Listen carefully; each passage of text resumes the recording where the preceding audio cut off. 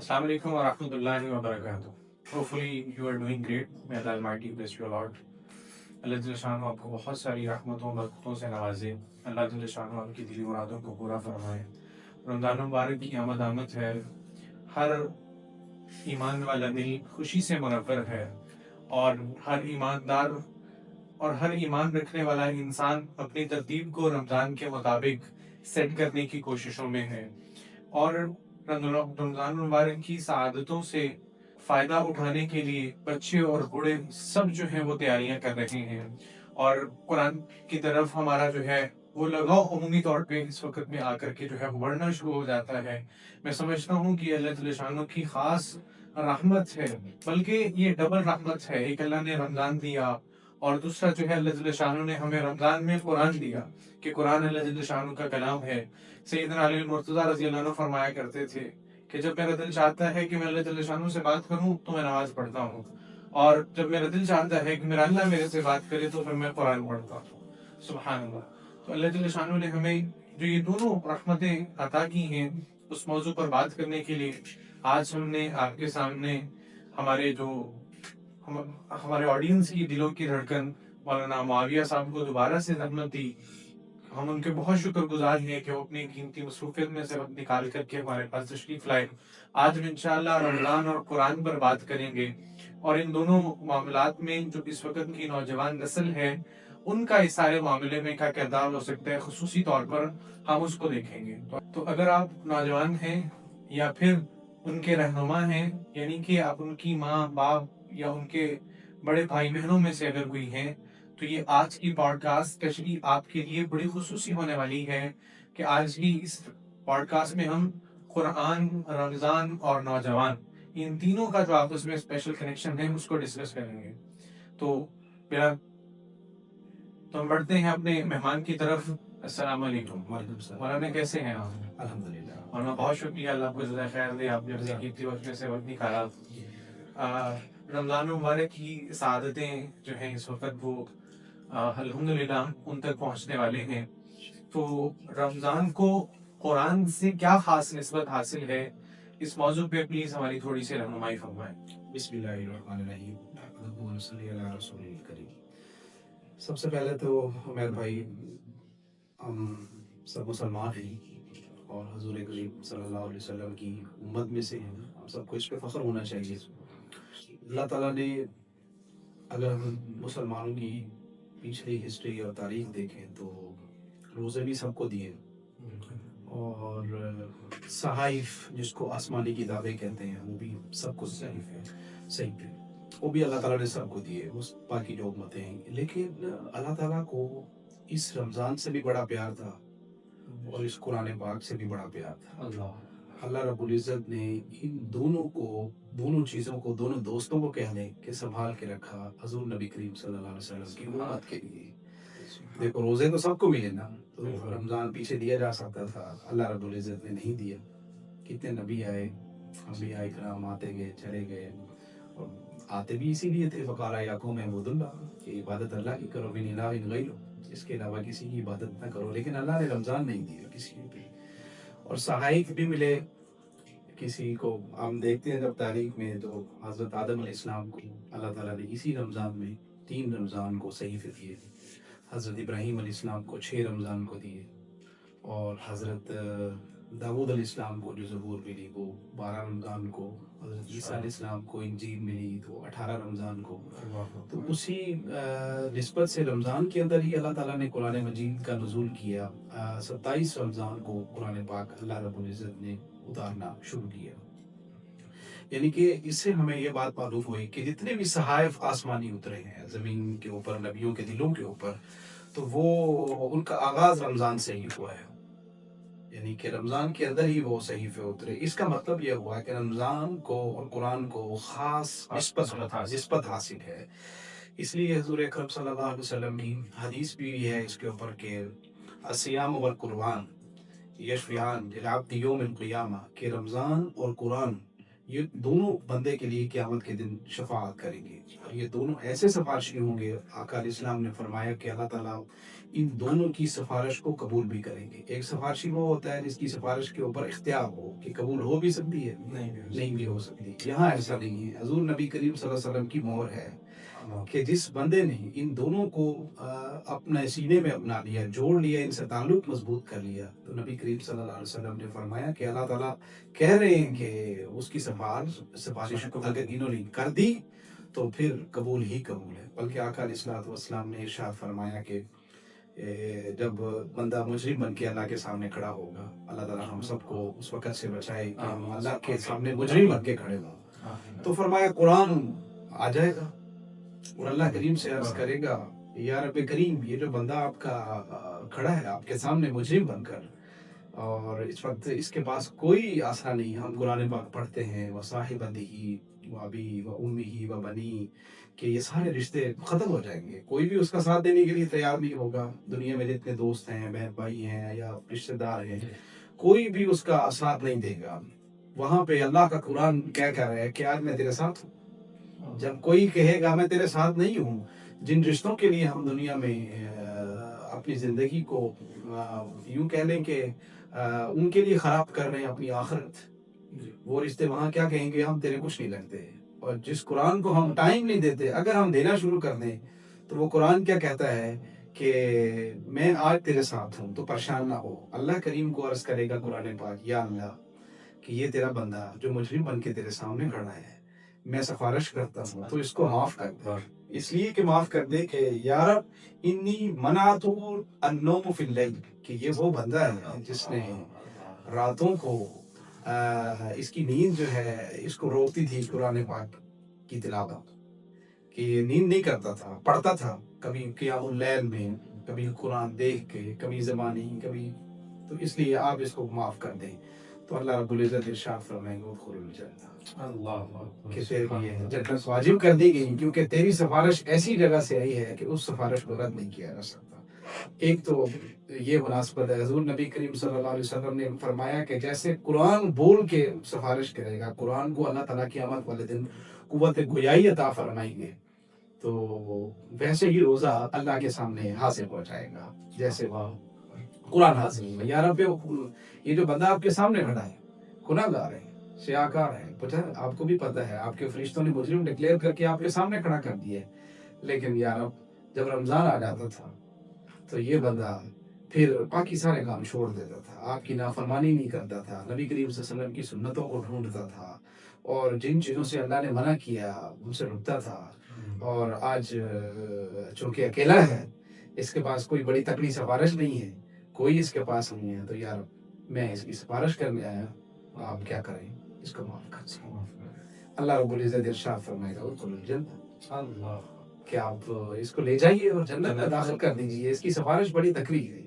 ایک تو رسول صلی اللہ علیہ وسلم نے ان دونوں چیزوں کو ملا کے بیان کیا کہ روزہ بھی انسان کی سفارش کرے گا اور قرآن پاک بھی سفارش کرے گا۔ اب رسول اللہ صلی اللہ علیہ وسلم نے پھر دوسری مناسبت بیان کی، چونکہ غیر بھائی آپ کو پتہ ہے کہ ہم اپنے دیکھنے والوں کو قرآن و حدیث کی بات کرتے ہیں، ہم کوئی لطیفے سنانے والی، جی بالکل ایسے، الحمدللہ جب قرآن ہے، رسول اللہ کی حدیث ہے، تو ہماری بات یا تو قرآن سے ہوگی یا حدیث سے ہوگی۔ جی دوسری عمر بھائی، نبی کریم صلی اللہ علیہ وسلم نے ارشاد فرمایا کہ جب صبح بندہ روزہ رکھ لیتا ہے سحری کے ٹائم، اب ٹائم ختم، اب روزہ ختم شروع ہو چکا ہے، تو اب وہ کھانا پینا بند کر کے جب وہ روزے کی نیت کر لیتا ہے، تو اس ٹائم سے لے کے جس ٹائم تک وہ کھجور اپنے منہ میں نہیں جاتا، اللہ کی رحمت اس پر پراپر یعنی موسلادھار بارش کی طرح برستی ہے۔ یعنی صبح کا روزہ رکھا ہوا ہے، شام تک صرف اس نے گناہوں سے اپنے آپ کو بچانا ہے، بے شک وہ عمل تھوڑے کر رہا ہے، یعنی نماز پڑھ رہا ہے یا آرام کر رہا ہے یا کچھ نہیں کر رہا، تو خاموشی اختیار کیے ہوئے ہے، تو اس پہ اللہ کی رحمت آتی رہے گی۔ یعنی روزہ رکھ کے وہ اگر گناہ نہیں کر رہا تو صبح سے لے کے شام تک اس پر رحمت اللہ کی برستی رہے گی۔ حضور صلی اللہ علیہ وسلم نے مثال دے کے فرمایا کہ رحمت بارش کی طرح برسے گی۔ دوسرا نبی کریم صلی اللہ علیہ وسلم نے مناسبت بیان کی کہ ایسے ہی جو آدمی قرآن مجید پڑھے گا، شہر رمضان الذی انزل فیہ القرآن ھدی للناس وبینات من الہدی والفرقان، قرآن مجید جب پڑھے گا تو فرمایا جیسے روزے دار پر یہ رحمت کی طرح بارش برستی ہے. قرآن شروع کیا عمیر بھائی آپ نے 3 بجے، 4 بجے تک آپ نے قرآن پاک کی تلاوت کی 1 گھنٹہ. جب تک آپ نے تلاوت کی 1 گھنٹہ تو اللہ کی رحمت جیسے روزے دار پہ برس رہی تھی اتنی دیر آپ پہ تلاوت کر لیں. ہاں بالکل. جب تک تلاوت کرتے رہیں گے آپ پر اللہ کی رحمت برستی رہے گی. یہ 2 مناسبتیں ہیں. اچھا یہ صرف رمضان میں تلاوت بھی ہے یا غیر رمضان میں بھی تلاوت نہیں، تلاوت پہ اللہ کی رحمت ایسے ہی اللہ آپ حضرت علی رضی اللہ تعالیٰ عنہ فرماتے ہیں کہ اگر کوئی انسان قرآن مجید کا ایک حرف پڑھے، من قرأ حرفا من الکتاب، تو اللہ کی رحمت جو ہے دیکھیں کتنی عمیر بھائی وسیع ہے کہ اللہ تعالیٰ نے قرآن مجید کا جو ایک حرف ہے نا اس کو ایک الف لام میم جیسے ہم لفظ لے لیں یا کوئی بھی لفظ لے لیں، فمن بدلہ بعد ما سمع، پوری آیت کو ایک حرف شمار نہیں کیا. یہ جو آیت میں نے آپ کے سامنے پڑھی شہر، اس میں 3 لفظ ہیں، شہر، شین، ہا، را. اللہ تعالیٰ کہتے ہیں کہ شین کا الگ ثواب ملے گا، اللہ ہا کا الگ ثواب ملے گا، را کا الگ ثواب ملے گا. اب ہم نوجوان تلاش کرتے ہیں کہ ثواب ہے کیا چیز، اس پہ بھی ہم بات کرتے ہیں انشاءاللہ. تو آج کے نوجوان کو برکت اور ثواب یہ دونوں پتہ نہیں چلتے کہ ہے کیا چیز ہے. تو میں اس چیزیں ہماری آنکھ کے سامنے ہم اسی پہ اپنا سارا کچھ لٹا کے بیٹھے ہیں. جی بالکل ایسے ہی. اچھا عمیر بھائی یہ رسول اللہ صلی اللہ علیہ وسلم نے فرمایا کہ 3 جو حرف ہیں الف لام میم، آپ نے مثال دی چونکہ قرآن پاک کی سورت پہلی یہی ہے، سورۃ البقرہ الف لام میم سے شروع ہوتی ہے. تو نبی کریم صلی اللہ علیہ وسلم نے فرمایا الف لام میم یہ ایک حرف نہیں، یہ الگ الگ 3 حرف. ہاں اللہ تو الگ الگ ہیں. اب اس کے اوپر ثواب سنیں. حضرت علی رضی اللہ تعالیٰ عنہ فرماتے ہیں کہ حضور نبی کریم صلی اللہ علیہ وسلم نے ارشاد فرمایا کہ جو آدمی بغیر وضو کے قرآن مجید کا ایک حرف پڑھے گا بغیر وضو کے، اس کو اللہ تعالیٰ ایک حرف پڑھنے پہ 10 نیکیاں عطا کریں گے بغیر وضو کے. اگر وہ وضو کر کے قرآن مجید کی زبانی تلاوت کرے گا تو اللہ تعالیٰ اس کو ایک حرف کی تلاوت میں ایک آیت نہیں کہہ رہا، ایک حرف کی تلاوت کے اوپر یہ رمضان میں کرے یا غیر میں اس میں کوئی فرق نہیں، اس کو 25 نیکیاں ملیں گی ایک حرف پہ.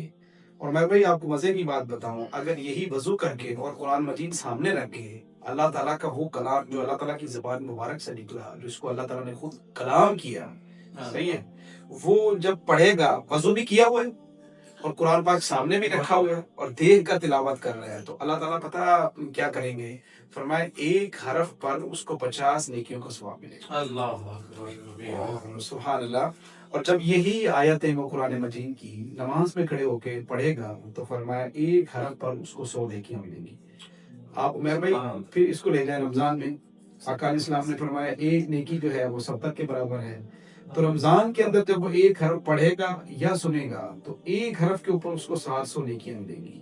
آپ اس حافظ کا اندازہ لگائیں جس نے پورا قرآن تراویح میں زبانی سنانا تو ایک دفعہ، اس سے پہلے جو اپنی ریلز کر رہا ہے بیٹھ کے وہ الگ ہے، اور سننے والا بھی محروم نہیں رکھا اللہ تعالیٰ نے عمیر بھائی. چونکہ حافظ تو ہر بندہ نہیں بن سکتا لیکن سن تو ہر بندہ سکتا ہے. جی تراویح کی نماز میں پورا قرآن سن سکتا ہے ہر بندہ، تو سننے والوں کو بھی یہی اجر ملے گا رمضان کے اندر کہ اگر وہ ایک حرف قرآن مجید کا سنے گا تو اس کو 700 نیکی ایک حرف میں ملے گی.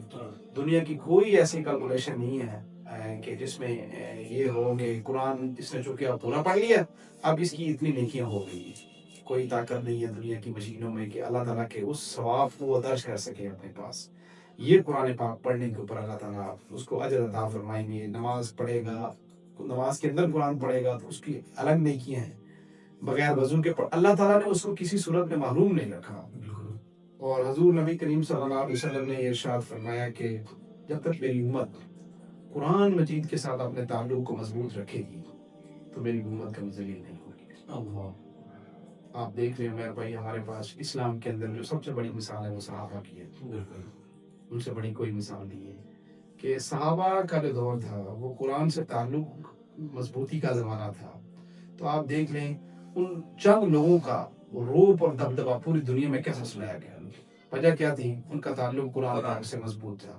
اور حضور نبی کریم صلی اللہ علیہ وسلم نے فرمایا جب تم قرآن کو چھوڑ دو گے تو اللہ تمہیں ذلیل و گمراہ اور رسوا کر دے گا. آپ نے فرمایا تھا کہ 2 چیزیں جب تک تمہارے اندر موجود رہیں گی، اپنی امت کو مخاطب کر کے کہا تھا، تب تک تمہیں دنیا کی کوئی طاقت نہ نیچا دکھا سکتی ہے اور نہ تمہیں گمراہ کر سکتی ہے.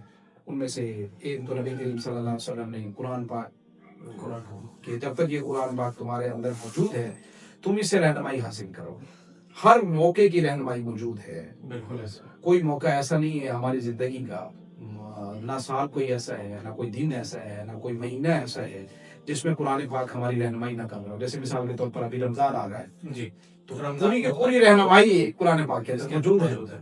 अब हम हासिल नहीं करना चाहते तो इसमें कुरान का कसूर नहीं है या इस्लाम का कसूर नहीं है, बिल्कुल। हमारे टाइम का, हमारे वक़्त का, हमारी सोच का कसूर है। हमने कभी कुरान पाक को देखा नहीं, कभी पढ़ा नहीं, कभी सोचा नहीं कि अल्लाह का बना दिया। हमसे क्या बात करना चाह रहा है। अच्छा मौलाना, ज़रा ये बताइएगा, जैसे आपने अभी फरमाया कि कुरान पाक जो है वो रमज़ान में नाजिल हुआ, लेकिन हम एक तरफ देखते हैं तो कुरान पाक तो 23 सालों के अंदर जो है वो मुकम्मल कुरान पाक का नुज़ूल हुआ। तो आजकल का नौजवान चूंकि सोशल मीडिया ने एक ऐसे एंगल पे ला करके हमें खड़ा कर दिया है, वो अल्लाह माफ़ करे, कहता ना ना खुदा ही मिला ना मिसाले सनम, ना इधर के रहे ना उधर के रहे। तो हालत ये हो चुकी है कि ना हमें अपना दीन पूरा आता है, ना हम किसी और के उसको जो है ना मतलब अल्लाह का शुक्र है नौजवान जहाँ पर भी है थोड़ा बहुत ईमान पाकी है, अपने दिन से इतनी वाकफियत नहीं है कि दूसरों को एक्सप्लेन कर सके। तो नौजवानों के लिए खुसूसी तौर पे इस बात को एक्सप्लेन कीजिएगा कि कुरान तो रमज़ान में नाजिल हुआ, तो क्या ये एक एक पहली दफ़ा के नज़ूल को ही हम टोटल उस पर वो कर देते हैं, या इसका अक्सर हिस्सा रमज़ान में नाजिल हुआ, ये बाकी जहाँ जहाँ ज़रूरत थी थोड़ा उसके मुताबिक नाजिल होता रहा? प्लीज़ इसको ज़रा एक्सप्लेन अल्लाह कीजिए। ताला ने जी बहुत अच्छा सवाल किया आपने। अल्लाह ताला ने कुरान मजीद जो है ये अपने अर्श से बैतुल इज़्ज़त में 27 रमज़ान मुबारक की रात नाज़िल कर दिया था। अल्लाह। सही है? बैतुल बैतुल इज़्ज़त, बैतुल इज़्ज़त। जी, ठीक है। वो जगह है जहाँ पे कुरान मजीद अल्लाह रब्बुल इज़्ज़त ने नाज़िल कर दिया था, पूरा एक ही दफ़ा। एक ही दफ़ा। फिर जैसे-जैसे बैतुल इज़्ज़त में फिर जैसे-जैसे ज़रूरत पड़ी, जिब्राइल अलैहिस्सलाम मौके की मुनासिबत से बैतुल इज़्ज़त से कुरान पाक नबी करीम सल्लल्लाहु अलैहि वसल्लम के सीने पे उतारते रहे। 23 सालों में फिर ये कुरान पाक तरतीब के साथ मुकम्मल हुआ। उसमें एक तो उम्मत के लिए आसानी थी सही है। कि जैसे-जैसे कुरान पाक आता तो उम्मत उसको नोट करती, उस पे अमल करना शुरू किया। अगर इकट्ठे ही एक दफ़ा उतार दिया जाता तो लोगों में ताकत इतनी नहीं थी। हज़ूर नबी करीम सल्लल्लाहु अलैहि वसल्लम की हम बात नहीं करते। अल्लाह जब देता है तो आका इस्लाम एक मरतबा भी उतार सकते थे, उनके सीने में ये सकत मौजूद थी, लेकिन उम्मत की बात है तो इसलिए नबी करीम सल्लल्लाहु अलैहि वसल्लम की ज़िंदगी के अंदर ये जो कुरान पाक था, मैं भाई इसमें ये था कि कुरान जब उतरता तो सहाबा इनको, ये लोग शायद समझते होंगे कि कुरान जैसे हमारे सामने मौजूद है तो शायद ये नबी करीम सल्लल्लाहु अलैहि वसल्लम के ज़माने में भी ऐसा था। ऐसा नहीं है, इस पे सहाबा ने बड़ी मेहनत की है। ये कुरान मौजूद था दरख्तों के पत्तों पर, जी, कुरान मौजूद था हड्डियों पर, कुरान मौजूद था कपड़ों पर। अब जहाँ पे नबी करीम सल्लल्लाहु अलैहि वसल्लम तशरीफ फरमाते, आराम फरमाते, कुरान की वही उतरती, सहाबा जल्दी से कोई चीज़ करीब में देखते, वही देख लेते। अब नबी करीम सल्लल्लाहु अलैहि वसल्लम चले जाते तो बाद में देखो आपने सहाबा ने कितनी मेहनत की है। कुरान तो बदर में भी उतरा, कुरान तो खुद में भी उतरा, और कुरान तो मक्का में भी उतरा, मदीना में भी उतरा, रसूलुल्लाह में भी उतरा, जंगों में भी उतरा। तो आप देखिए कि सहाबा ने एक हरफ भी कुरान पाक का मिस नहीं किया। और पूरी उम्मत इस कुरान पाक के ऊपर मुत्तफिक है कि ये कुरान पाक वही है जिसके बारे में अल्लाह ने कहा है इन्ना नहनु नज़्ज़लना ज़िक्र व इन्ना लहु लहाफ़िज़ून। आपने साथ बताया कि कुरान वो है जिसको हमने ही उतारा है और हम ही इसकी हिफाजत करेंगे, कोई दूसरी ताकत इस आप देखें फिर बहुत सारे मौक़ों पर कुरान पाक को रद्द-बदल करने की कोशिश की गई, जैसे तौरात इंजील ज़बूर में हुआ, लेकिन अल्लाह रब्बुल इज़्ज़त अपडेटेड वर्जन तो क्या आते हैं। हाँ, अल्लाह ने कहा नहीं, ऐसा नहीं होगा कि हमने अपने महबूब से वादा किया कि ये कुरान हमने उतारा। और एक और भी बात मैं भाई मैं ऐड कर दूं कि वलक़द यस्सरनल कुरान, हमने कुरान को आसान ना, वलक़द यस्सरनल कुरान लिज़िक्र फ़हल मिन मुद्दकिर, ये कुरान बहुत आसान है पढ़ने वालों के लिए। कुरान पाक जो पढ़ते हैं ना मैं भाई, आप देखेंगे पूरी दुनिया में 7 साल का किसी किताब का आपको हाफिज नहीं मिलेगा, बिल्कुल ऐसे कुरान पाक का मिल जाएगा, पूरी दुनिया में चले नहीं। और आप ये देखेंगे पूरी दुनिया में जहाँ भी आप जाएंगे नुस्खा तब्दील हो सकता है लेकिन तरतीब भी तब्दील नहीं है। बिल्कुल। और ऐसा नहीं है कि सूरत बकरा को किसी ने सूरत नास की जगह पे लिख दिया और सूरत नास को पहले ले आया, चूंकि ये छोटी सूरत है उसको पहले ले आया, ऐसा नहीं है। सही। एक ही तरतीब के साथ अल्लाह ताला ने पूरा कुरान उतारा है और उसी तरतीब के साथ सहाबा ने जमा किया, उसी तरतीब के साथ आगे उम्मत के सामने रखा है। ये मैं समझता हूँ हज़रात सहाबा इकराम की बहुत बड़ी कुर्बानी है कि उन्होंने देखो, अगर फिर इसके ऊपर अपने एराब भी लगाए, जेर ज़बर नहीं थे चूंकि वो अरब लोग थे, तो पहले कुरान नहीं पढ़ते, तो हम फिर ये कहते हैं कि कुरान तो बहुत मुश्किल है, हमसे पढ़ा ही नहीं जाता, मौलवी साहब हम कैसे पढ़ें? तो सहाबा इकराम ने, हज़रत उमर फारूक रज़ी अल्लाह तआला अन्हु, हज़रत उस्मान गनी रज़ी अल्लाह तआला अन्हु, हज़रत अली रज़ी अल्लाह तआला अन्हु, ये जो चारों खुलाफा थे, इन्होंने मशवरा किया कि बाद की उम्मत वाले लोगों के लिए बहुत बड़े मसले पैदा होंगे। इन्होंने कुरान को जमा भी किया। हज़रत उस्मान गनी को तो ये लक़ब मिला कि जामिउल कुरान है, जामिउल कुरान। उन्होंने कुरान पाक को सारी को तरतीब के साथ जमा किया। कहाँ अब मक्का, कहाँ मदीना, वहाँ से कुरान पाक जमा करना कि एक रुकू उधर उतरा, दूसरा उधर उतरा, तीसरा उधर उतरा, सबको जमा करके उम्मत को आज तोहफा दिया। उम्मत अपनी आंखों से लगाए तो भी सवाब है, उम्मत पढ़े तो भी सवाब है, उम्मत देखे तो भी सवाब है। उम्मत जिस हाल में कुरान पाक से रहनुमाई लेना चाहे तो कुरान पाक के अंदर रहनुमाई मौजूद है। तुम्हें जो है ना वो नमाज़ पढ़ने नहीं आती, तुम्हें वज़ू के नहीं पता, ऑल्दो सारी चीज़ें गलत हैं। कहने वाला बिल्कुल ये सही कह रहा है कि उसको सारी चीज़ें आनी चाहिए, लेकिन क्या ये तरीका ठीक है? अगर वहाँ पे उस वक़्त अल्लाह ने सहाबा के साथ ये रायत की कि सारा एक ही मरतबा नहीं दे दिया, तो आज के नौजवान पे क्यों एक ही दफ़ा में सारा कुछ थोप दिया जाता है? बस मस्जिद वो पिछली सफ में बच्चा आके थोड़ा सा करता है, मौलवी साहब बाजू का सलाम भी पूरा नहीं फेरते, साथ ही शुरू हो जाता है, तो तेरी ऐसी की तैसी। मतलब कैसे वो हमारे करीब होगा? क्या सूरत हाल होगी? यहाँ किस चीज़ का फुकदान है कि हमारी नौजवान नस्ल और इस वक्त जो है ना, अगर अल्लाह ने सहाबा पे रायत की है तो इस वक्त आगे रायत क्यों नहीं बरती जा रही? जज़ाकल्लाह, बहुत प्यारा सवाल है। अल्लाह ताला आपको जज़ाए खैर दे। मेरे ज़हन में भी आपके दौरान सवाल अल्लाह ताला ने एक हदीस मुबारक डाली। जब बंदा नियत कर लेना कि हमने कुरान और हदीस से बात करनी है तो अल्लाह ताला बहुत मदद करते हैं। नबी करीम सल्लल्लाहु अलैहि वसल्लम की जो तबलीग थी उससे तो बड़ा कोई मुबल्लिग नहीं है ना, बिल्कुल हम ऐसे। सबका ईमान है। बिल्कुल ऐसे, किसी भी मसलक से ताल्लुक़ हो तो हम सबका ये ईमान है कि आपसे बड़ा कोई मुबल्लिग नहीं। बिल्कुल ऐसे। जो बात आप समझा सकते थे उम्मत में कोई भी नहीं समझा सकता। यही बात जो आपने अभी की कि आज डायरेक्ट फतवा लगा देते हैं, जी, जी। ये केस नबी करीम सल्लल्लाहु अलैहि वसल्लम के पास आया अच्छा। कि एक आदमी आया, उसने कहा या रसूल अल्लाह मैं ईमान लाना चाहता हूँ, तो मैं कुछ चीज़ें नहीं छोड़ सकता। समझ रहे हैं? ठीक है। आज के ज़माने में जिसको सबसे बड़ा गुनाह समझा जाता है, हालांकि अलगीबत व अशद्दु मिनज़ ज़िना, हज़ूर नबी करीम सल्लल्लाहु अलैहि वसल्लम ने गीबत तो ज़िना से भी सख्त है, लेकिन हम गीबत को गुनाह नहीं समझते गुनाह नहीं और समझते, ज़िना को ज़िना को जो है ना बड़ा गुनाह समझते हैं। उसने कहा मैं ज़िना नहीं छोड़ सकता। अब यहाँ पे अल्लाह के नबी बैठे हैं, कोई आलिम नहीं बैठा, अल्लाह। जिन पे कुरान उतरा है, जिन्होंने अल्लाह से बराह रास्त आहद किया कि तेरी उम्मत को हिदायत पे लाऊं। तो उसने क्या कहा कि मैं ज़िना नहीं छोड़ सकता। मैं ज़िना नहीं छोड़ सकता, मैं बाकी सारी चीज़ों पर ईमान लाता हूँ, मैं नमाज़ भी पढ़ूँगा, मैं रोज़ा भी रखूँगा, मैं हज भी करूँगा, मैं ज़कात भी दूँगा, बाकी भी जो मुझसे हो सकेगा मैं करूँगा। तो आपने भी उमर भाई ये हदीस सुनी होगी, क्या नबी करीम सल्लल्लाहु अलैहि वसल्लम ने गुस्सा किया था? बिल्कुल भी नहीं। नहीं किया ना। आका अलैहिस्सलाम ने उसको मिसाल से बात समझाई थी। बिल्कुल। फरमाया था बेटा देख बात सुन, तू चाहेगा कि तेरी माँ से कोई ज़िना करे? तुमने कहा या रसूलल्लाह मैं कब चाहूँगा कि मेरी माँ से कोई ज़िना करे? तो आपने फरमाया जिससे तू ज़िना करेगा वो किसी की माँ ही होगी बिल्कुल। या बहन होगी। तू चाहेगा कि तेरी बहन से कोई ज़िना करे, तेरी फुफ्फो से, तेरी खाला से। रसूल सल्लल्लाहु अलैहि वसल्लम सारे ने रिश्ते रिश्ते गिनवाए, वो जिन रिश्तों के बारे में इंसान सोच भी नहीं सकता। जी, जी। तो उसने कहा या रसूलल्लाह मैं कभी भी नहीं चाहूँगा। तो आपने फरमाया था कि जब तू किसी के बारे में नहीं चाहता, जो अपने बारे में नहीं चाहता, जिसके साथ तू करेगा वो भी तो किसी की बहन बेटी ही है। उसने कहा या रसूलल्लाह बात समझ आ गई, अब मैं ज़िना भी नहीं करूँगा। अल्लाह। आज के माशरे में तरबियत की मेरे अपने शोबे में भी बहुत ज़रूरत है, यानी मैं उलमा की बात कर रहा हूँ। और दो किस्म के नमाजी होते हैं उमर भाई, एक वो नमाजी होते हैं जो जुमे के जुमे नमाज के लिए जाते हैं, और एक वो नमाजी होते हैं जिनको 5 वक़्त का नमाजी, पक्के नमाजी कहा जाता है हमारे उर्फ़ आम में, यानी पक्के नमाजी और कच्चे नमाजी। अभी रमज़ान शुरू हो रहा है तो ये 2 तबके होते हैं, एक इमाम का तबका, एक सफ़े अव्वल के नमाजी। ठीक है। पहले तो बच्चा जब मस्जिद में आ जाए तो उससे कहा जाता है खैर है तेनू, वो किधर आ गया तो मस्जिद में आज खैर तो है, कोई रास्ता भूल गए हो। तो अभी कुछ दिन पहले एक डॉक्टर साहब थे आपकी फैमिली से, यानी कि उनका ताल्लुक़ था आपके शोबे से, तो उनको नमाज के लिए बार बार दावत दी हमने। ठीक है। आने लग गए मस्जिद में। पहले वो कहते थे मैं घर में पढ़ लेता हूँ, हमने उसको फ़ज़ाइल बताए, भाई ये मस्जिद की फ़जीलत है, सही। कदम उठाएंगे ये फ़जीलत है। तो आने लग गए, 4-5 दिन आए तो फिर छोड़ गए।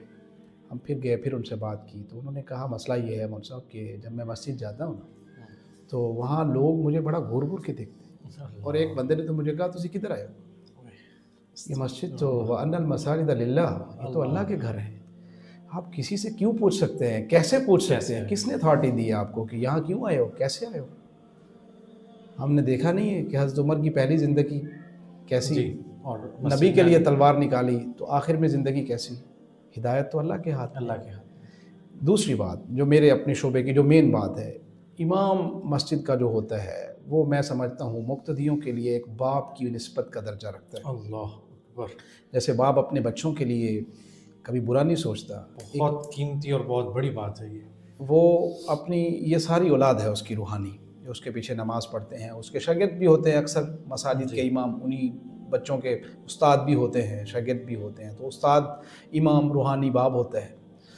تو عمیر بھائی، علماء کی بہت بڑی کمزوری یہ ہے کہ آج کل الہاد کا فتنہ بہت پھیل رہا ہے۔ الہاد سمجھ رہے ہیں آپ؟ اللہ کی، یعنی اللہ کی ذات کا ہی انکار کرنا۔ آج کا نوجوان، اگر آپ اس کو 10-15% کہیں کہ آج کا نوجوان اس بات کے اوپر بھی شک کر رہا ہے کہ حضرت اللہ کی ذات بھی ہے، سمجھ رہے ہیں، یا نہیں ہے، تو یا پھر مرزا محمد علی جہلمی یا اس طرح کے اور لوگ جنہوں نے خود قرآن و سنت کا صحیح سے علم بھی حاصل نہیں کیا، لیکن وہ یوٹیوب پہ بیٹھ کے قرآن و حدیث کا درس دے رہے ہیں، تو وہ ان سے بہت زیادہ اتفاق کر رہا ہے۔ اب ایسا بچہ جب امام کے پاس جاتا ہے تو امام صاحب سے جا کے بات کرتا ہے، حضرت فلاں نے یہ بات کی ہے، تو یہاں پہ امام کا کیا کام ہے؟ آپ بتا سکتے ہیں نا۔ امام اس کو دو باتیں ہیں، اگر تو امام کو اس کا جواب آتا ہے اس بچے کو پیار سے اس کا سمجھائے، اگر نہیں آتا تو اس کو کہے بیٹا کل میں انشاءاللہ اس جواب کو اچھے سے دیکھ کے آؤں گا، میں اپنے بیٹے کو اس جواب کے اوپر مطمئن کروں گا۔ لیکن یہاں سسٹمیٹی ہو جاتا ہے۔ یہاں ہوتا یہ ہے کہ جب وہ بچہ آ کے بیٹھتا ہے، وہ کہتا ہے کہ حضرت میرے یہ مسئلہ ہے، اس پہ کیا فتویٰ لگتا ہے، تو پتہ نہیں کس کس کو سن رہا، تو گمراہ ہو گیا۔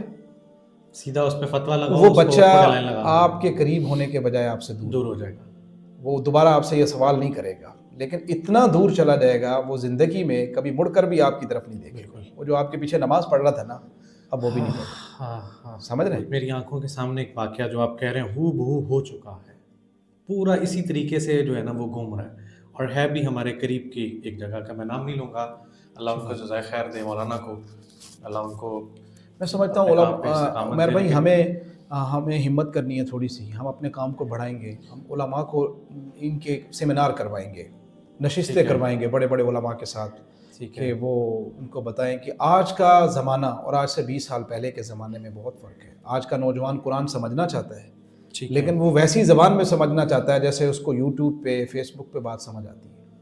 تو ہم کیا اس کے لیے کیا راستہ نکال سکتے ہیں؟ ہم شاید پیچھے رہ گئے، اتنا آگے تک نہیں وہ کر سکے۔ جی، اغیار نے بہت محنت کی، اس نے ہمارے نوجوان کے ذہن کو قابو کر لیا۔ ابھی کچھ دن پہلے ایک عالم نے، بہت بڑے عالم ہیں اللہ والے، انہوں نے ایک بات بتائی، میرے خیال میں مناسب ہے یہاں پہ بھی بتانا۔ وہ کہنے لگے ظہر کی نماز تھی، ایک نوجوان ماشاءاللہ نماز پڑھی اور بڑی دیر تک دعا کر رہا ہے۔ یہاں توجہ کی بات یہ ہے کہ نوجوان دعا کر رہا ہے، نماز پڑھ رہا ہے، مسجد میں بیٹھا ہے، امام صاحب سے آ کے سوال کر رہے ہیں، حضرت ایک بات پوچھنی ہے، اگر آپ مائنڈ نہ کریں تو، غصہ نہ کریں تو میں ایک بات پوچھوں آپ سے؟ ٹھیک ہے۔ کہا جی بیٹا بالکل پوچھیں، آپ غصے والی کیا بات ہے اس میں؟ تو اس نے کہا کہ حضرت میں نے پوچھنا یہ تھا کہ اللہ کی ذات موجود ہے؟ اللہ اکبر۔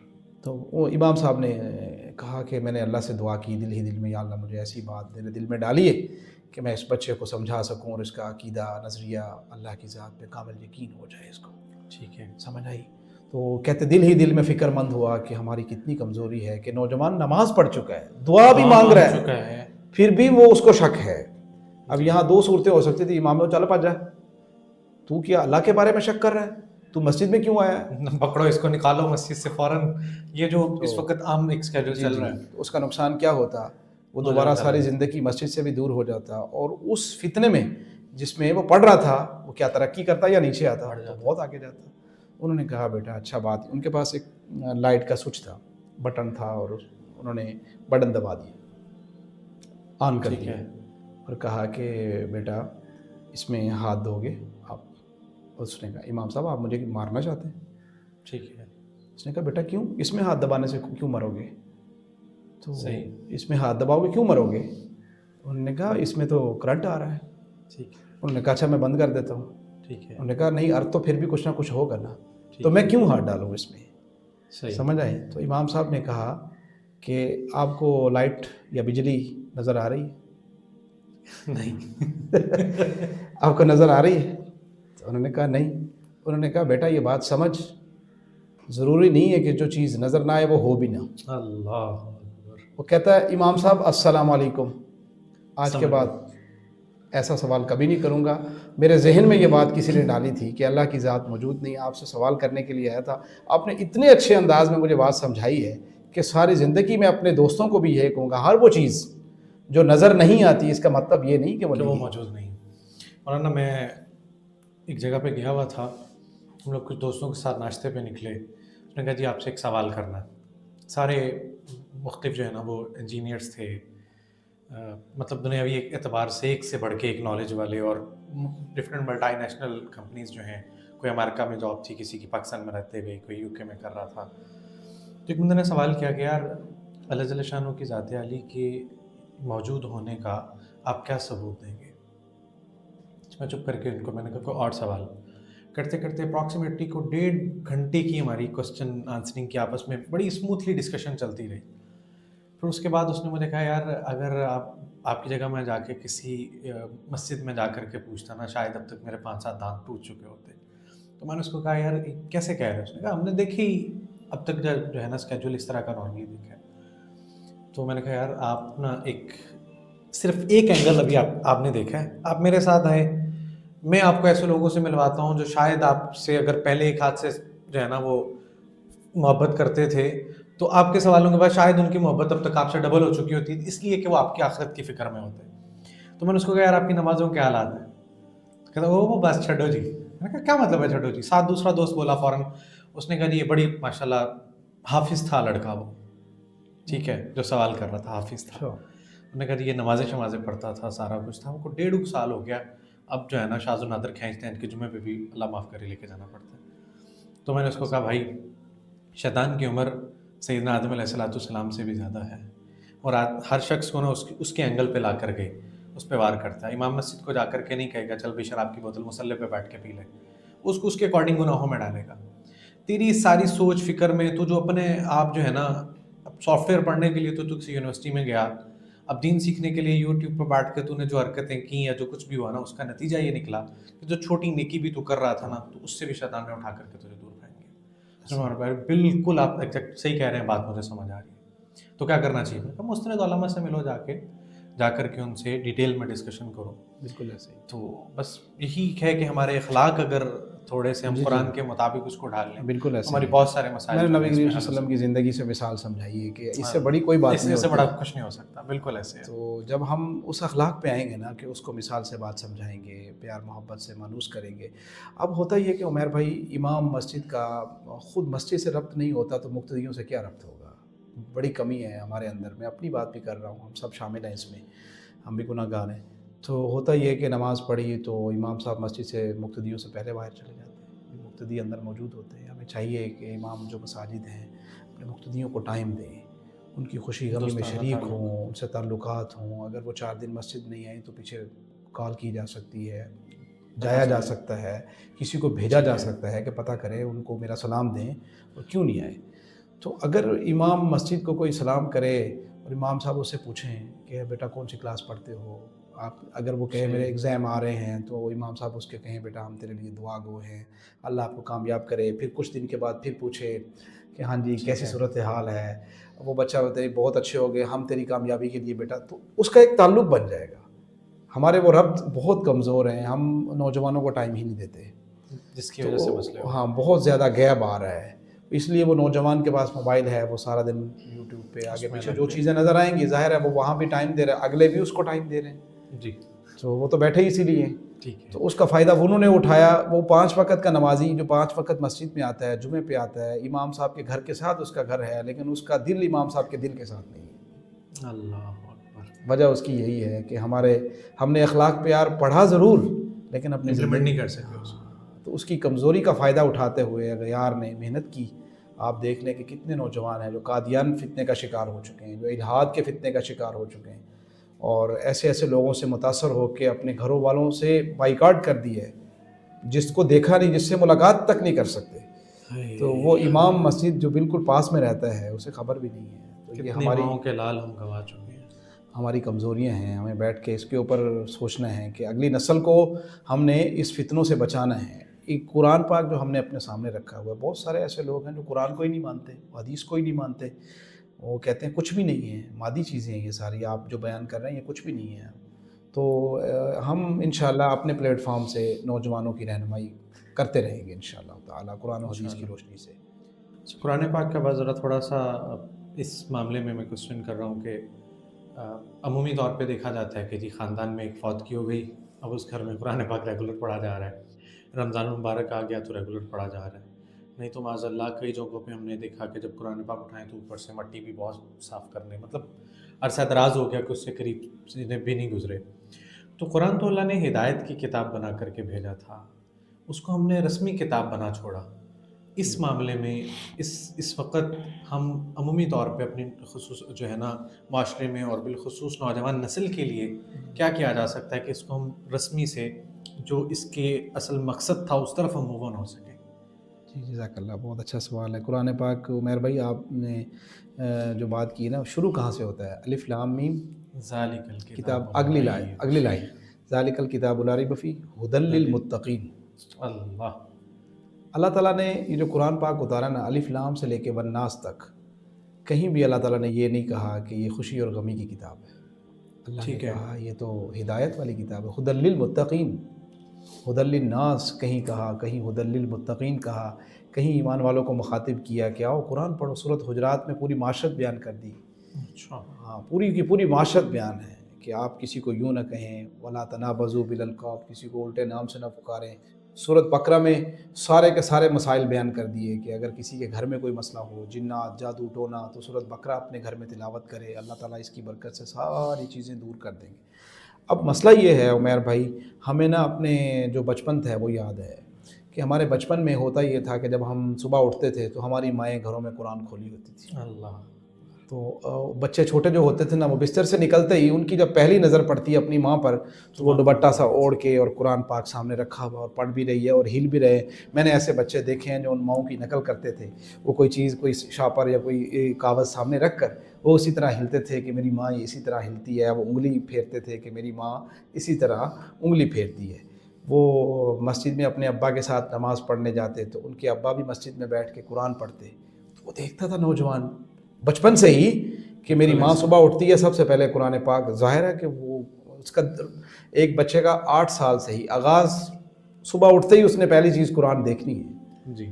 اپنے باپ کے ساتھ مسجد جانا ہے تو 8-10 سال اس نے دیکھنا ہے. جیسے ہی وہ بچہ بڑا ہوتا ہے تو اس کا باپ اس کو مسجد میں چھوڑ کے آتا ہے کہ پتر اس کے بغیر ہمارا گزارا نہیں ہے، یہ وہ کتاب ہے، ہم نے اس کو پڑھنا ہے ہر صورت میں.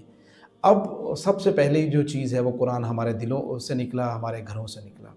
اب جو نئی مائیں، جو نئی نسل آ رہی ہے تو وہ عمیر بھائی کتنا قرآن پڑھتے ہیں؟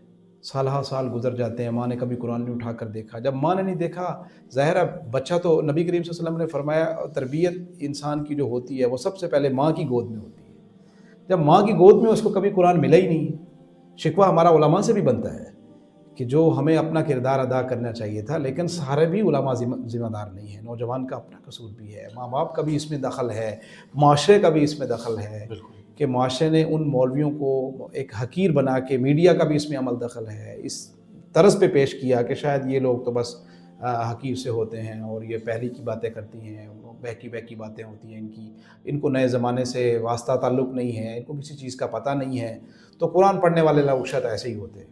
حالانکہ اللہ تو کہتا ہے وشفاء لما فی الصدور، قرآن تو سینوں کے اندر جو بیماریاں ہیں اس کے لیے بھی شفا ہے. باہر کی تو بیماریاں جو ہیں اندر کی جو بیماریاں ہیں، وہ بغض کا ہو، وہ عیب کا ہو، وہ چغلی خوری کا ہو، جھوٹ کا عنصر کسی انسان کے اندر پایا جاتا ہو، قرآن پاک کی کثرت سے تلاوت کرے، اللہ اس کی برکت سے ساری بیماریاں دور کر دے گا. اور نبی کریم صلی اللہ علیہ وسلم کی حدیث مبارکہ بھی ہے کہ جس گھر میں قرآن پاک پڑھا جاتا ہے تو فرمایا اللہ کی رحمتیں اس گھر میں نازل ہوتی ہیں اور شیاطین اس گھر سے نکل جاتے ہیں. اور جس گھر میں قرآن پاک نہیں پڑھا جاتا تو اللہ رب العزت فرمایا رحمت والے فرشتوں کو وہاں سے نکال دیتے ہیں، وہاں وہ گھر شیاطین کا اور جنات کا بسیرا بن جاتا ہے. ہم کس سے شکوہ کریں؟ جس گھروں میں قرآن پڑھا ہی نہیں جاتا. اس کے اوپر ایک اور بات عرض کر دوں عمیر بھائی، جی جی قرآن ایک ایسی کتاب ہے، اگر آپ زندگی کے کسی موڑ پر بھی اس قرآن سے محبت کا اپنی زندگی میں ثبوت دے گئے، آپ کی قبر، آپ کی آخرت، ہر چیز قرآن جاندار اور شاندار کر دے گا. میں اس کے لیے امام رازی رحمہ اللہ کی تفسیر کبیر ایک دن پڑھ رہا تھا، مجھے ایک بہت پیارا واقعہ ملا. میں چاہتا ہوں، میرا دل کر رہا ہے کہ میں اپنے نوجوانوں کی نظر کروں. جی ضرور پلیز. کہتے ہیں کہ ایک آدمی تھے اور ان کی اولاد نہیں تھی. ٹھیک ہے. تو جب ان کو پتہ چلا کہ میرا آخری وقت ہے، بیوی ان کی حاملہ تھی، تو بیوی کو بلایا اور کہا کہ تم جو ہے نا، جو بھی میری اولاد ہو، بیٹی ہو یا بیٹا ہو، اس کو حافظ بنانا ٹھیک ہے. اور اس کو مسجد چھوڑنا، قرآن پڑھانا. مجھے لگتا ہے میری زندگی کا سفر ختم ہو رہا ہے. تو انہوں نے کہا ٹھیک ہے. وہ اللہ رب العزت کو پیارے ہو گئے. زندگی گزری. اللہ تعالیٰ نے 6 منتھ کے بعد ان کو بیٹا دیا.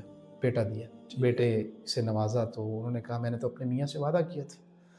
تو جب بچہ بڑا ہوا 6 سال کا، تو ماں نے اس کو اٹھایا، استاد کے پاس لے گئے اور چھوڑا. کہا کہ میرے میاں نے مجھے وصیت کی تھی کہ آپ اس کو پڑھائیں، حافظ بنائیں، آپ اس کو پڑھائیں. تو انہوں نے کہا ٹھیک ہے. تو پہلے دن ظاہر ہے اللہ کا قرآن کہاں سے شروع ہوتا ہے؟ بسم اللہ الرحمن الرحیم. یہ میں بسم اللہ کی برکت آپ کو بتانے لگا ہوں اس واقعے سے، تو پورے قرآن کی کیا برکت ہوگی. اچھا، جس دن استاد نے اس بچے کو سارا دن بسم اللہ یاد کرائی نا، وہ عورت، امام راضی لکھتے ہیں کہ جب رات کو سوئی تو اس کو خواب میں اپنے میاں ملے. اسے کہنے لگے کہ پہلے روئے اور پھر زور زور سے ہنسے اور فرمایا کہ عالی شان جنت میں بیٹھے تھے. تو بیوی نے پوچھا میرے سردار پہلے روئے کیوں آپ؟ انہوں نے کہا کہ مجھے فوت ہوئے 6 سال ہو گئے، کوئی دن ایسا نہیں کہ قبر نے میرے گناہوں کی وجہ سے مجھے پکڑا نہ ہو، کوئی دن 6 سالوں میں. تو انہوں نے کہا پھر ہنسے کیوں؟ فرمایا ہنسے اس لیے کہ آج میرا بچہ تو نے استاد کے پاس چھوڑا ہے، آج میرا بچہ تو نے استاد کے پاس چھوڑا ہے قرآن پڑھنے کے لیے. تو جیسے ہی اس نے بسم اللہ پڑھی نا، اللہ رب العزت نے مجھے عذاب سے نکال کر جنت میں داخل کر دی ہے. اور جب فرشتوں نے بحث کی، اپنی بیوی کو بتا رہے ہیں کہ یا رب کریم، تو بندہ بڑا گناہ گار ہے، قبر میں پڑا کون سا اس نے نیک عمل کر لیا ہے کہ آپ نے اس کو معاف کر کے جنت میں داخل کر دیا ہے. اللہ رب العزت کا جواب سنیں. اللہ رب العزت نے ارشاد فرمایا کہ مجھے شرم آتی ہے، حیا آتی ہے کہ اس کا بیٹا قرآن پڑھے اور میں اس کو عذاب میں رکھوں. سمجھ آئی؟ تو عمیر بھائی، ہم قرآن سے بہت دور چلے گئے. رسم اور رواج کے اوپر ہم اس کو پڑھتے ہیں کہ کل خوانی ہے، آج تیسرا ہے، چوتھا ہے، ساتواں ہے، تو ہم قرآن پڑھیں گے. آپ نے کبھی کوئی ایسا موقع دیکھا ہے کہ شادی کا موقع ہو کہ جی خوشی کا موقع ہے اس لیے قرآن پاک کی تلاوت سے آغاز ہوگا آج خوشی کا؟ خوشیوں میں تو نہیں لاتے ہم قرآن کو. اور جیسے ہی کوئی دنیا سے جائے، بس جانے کے دن ہی ہوتے ہیں 3-4، پھر قرآن پاک بند ہے. ایسے ہی عدالتوں کے معاملات ہیں عمیر بھائی. جب بھی عدالت میں جاتے ہیں تو قرآن سروں پہ کس لیے اٹھایا جاتا ہے؟ جھوٹی قسموں کے لیے. تو اللہ نے قرآن تو اس لیے نہیں بھیجا تھا. آج ہمارا کوئی تاجر بھائی نئی دکان کھولتا ہے تو وہ بڑی خوشی سے قرآن پاک پڑھاتا ہے. اچھی بات ہے، پڑھانا چاہیے، لیکن اسی قرآن پاک کے اندر تجارت کے اصول بھی لکھے، وہ پتہ ہی کوئی نہیں ہے. ویل للمطففین بھی اسی قرآن میں لکھا ہے کہ ناپ تول میں کمی نہ کرو، جھوٹی قسم کھا کے چیز نہ بیچو. ہم قرآن پڑھے لیکن قرآنوں کو جو اصول ہیں وہ نہیں پڑھے، اپنی زندگی میں لا نہیں سکے، یعنی عمل پہ نہیں لا سکے. قرآن ہم پڑھ لیتے ہیں رمضان میں، آگے پیچھے بھی. ہماری اپنی کمزوریاں ہیں. ہمیں جیسے قرآن پڑھنا آتا ہے نا، ویسے ایک ایک لفظ سے اللہ نے ہدایت کی پھونکیں بھی رکھی ہیں. ہمیں ہدایت بھی قرآن پاک سے لینی چاہیے. اللہ تعالیٰ قرآن مجید کو سمجھنے کی اور پڑھنے کی ہم سب کو توفیق نصیب فرمائے. اچھا، میں اس کو تھوڑا سا رمضان کو قرآن کے ساتھ اگر ریلیٹ کرنا چاہوں تو حضور پاک علیہ الصلوۃ والسلام کا رمضان المبارک میں کیا معمول ہوتا تھا، کس طریقے سے قرآن اور رمضان کو لے کر کے اگر ہم حضور پاک علیہ الصلوۃ والسلام کی مبارک سیرت کو دیکھیں اور صحابہ کرام رضوان اللہ علیہم اجمعین کی مبارک زندگی کو دیکھیں جی تو اس میں رمضان اور قرآن کا آپس میں کیا کوریلیشن؟ بہت اچھا سوال کیا. حضور صلی اللہ علیہ وسلم حضرت ابی ابن کعب رضی اللہ تعالیٰ عنہ ایک صحابی ہیں، ان سے کہنے لگے کہ مجھے قرآن سناؤ. اللہ اکبر. تو انہوں نے کہا یا رسول اللہ قرآن تو آپ پہ اترا ہے تو میں کیوں قرآن سناؤں؟ حضور صلی اللہ علیہ وسلم نے حضرت ابی ابن کعب کو پتہ کیا کہا؟ فرمایا کہ اللہ نے مجھے کہا ہے کہ ابی ابن کعب کا قرآن سنو. اللہ. اور رونے لگ گئے. روتے روتے حضرت ابی ابن کعب یہ بات کر رہے ہیں کہ مجھے اللہ تعالیٰ نے میرا نام لیے، اللہ تعالیٰ نے میرا نام لیا؟ میرا نام لیے؟ فرمایا ہاں آپ کا نام لیا ہے. تو حضرت ابی ابن کعب نے رسول اللہ کو قرآن سنایا. یہ اس سے اللہ کے نبی کیا ثابت کر رہے ہیں کہ قرآن سننا بھی سنت ہے اور سنانا بھی. اور پھر نبی کریم صلی اللہ علیہ وسلم جب بھی رمضان کا موقع آتا ایک قرآن مجید پورا جبرائیل امین کو سناتے اللہ. اور ایک قرآن جبرائیل امین کا سنتے. تھے. یعنی نبی کریم صلی اللہ علیہ وسلم کے 2 قرآن ختم ہوتے، ایک سننے کا اور ایک سنانے کا. آپ کو مزے کی بات بتاؤں مہر بھائی، بہت اچھا سوال کیا آپ نے، کہ جو قرآن پاک ہے نا یہ انسان ہی پڑھ سکتے ہیں، یہ فرشتے نہیں پڑھ سکتے، لیکن واحد جبرائیل امین ہیں جو یہ قرآن پڑھ سکتے تھے، سن سکتے تھے، سناتے تھے. اچھا باقی فرشتے کیا کرتے ہیں؟ جیسے ہی کوئی قاری القرآن کسی مسجد میں کسی گھر میں قرآن پڑھتا ہے، وہ کہتے ہیں ہلومو الی حاجتکم، ادھر آ جاؤ ادھر آ جاؤ، یہاں قرآن پڑھا جا رہا ہے. وہ سنتے ہیں بڑے شوق سے، اور اتنا شوق سے سنتے ہیں جیسے کسی کو چائے کی عادت ہو نا، وہ چائے پی پی کے اس کو مزے لیتا ہے ایک ایک گھون بھر کے. تو فرشتوں کو قرآن سننے کا اتنا مزہ آتا ہے. اللہ رب العزت نے جب یہ کلام کیا تھا نا تو فرشتوں نے کہا تھا یا اللہ وہ کون سی خوش نصیب امت ہے جس کو یہ کتاب ملے گی، اور وہ اپنی زبانوں سے اس کو پڑھیں گے اور اپنے سینوں میں اس کو سجائیں گے اور اس پہ عمل کریں گے، اپنی زندگی کو سنواریں گے. تو اللہ رب العزت نے فرمایا تھا وہ میرے محبوب کی امت ہے. سبحان اللہ، سبحان الحمدللہ، ماشاء اللہ. تو اس میں صحابہ کرام رضوان اللہ ہاں جی، صحابہ رضوان اللہ تعالی اجمعین میں سے حضرت عبداللہ ابن عمر رضی اللہ تعالیٰ عنہ ایک صحابی ہیں. وہ کہتے ہیں کہ رمضان اور غیر رمضان میں میری ترتیب یہ ہوتی تھی کہ میں رات کو بھی ایک قرآن ختم کرتا تھا اور دن میں بھی ایک قرآن ختم کرتا تھا.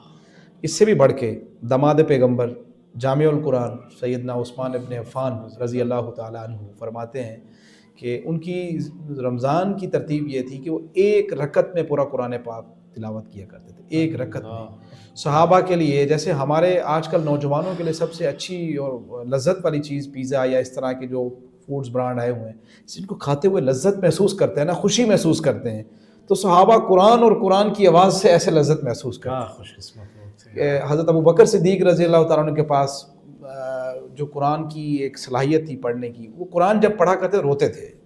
تو ایک دفعہ کفار کا وفد آ گیا نبی کریم صلی اللہ علیہ وسلم کے پاس کہ آپ درخواست کریں اپنے دوست کو کہ جب قرآن پڑھا کرے نا رویا نہ کرے.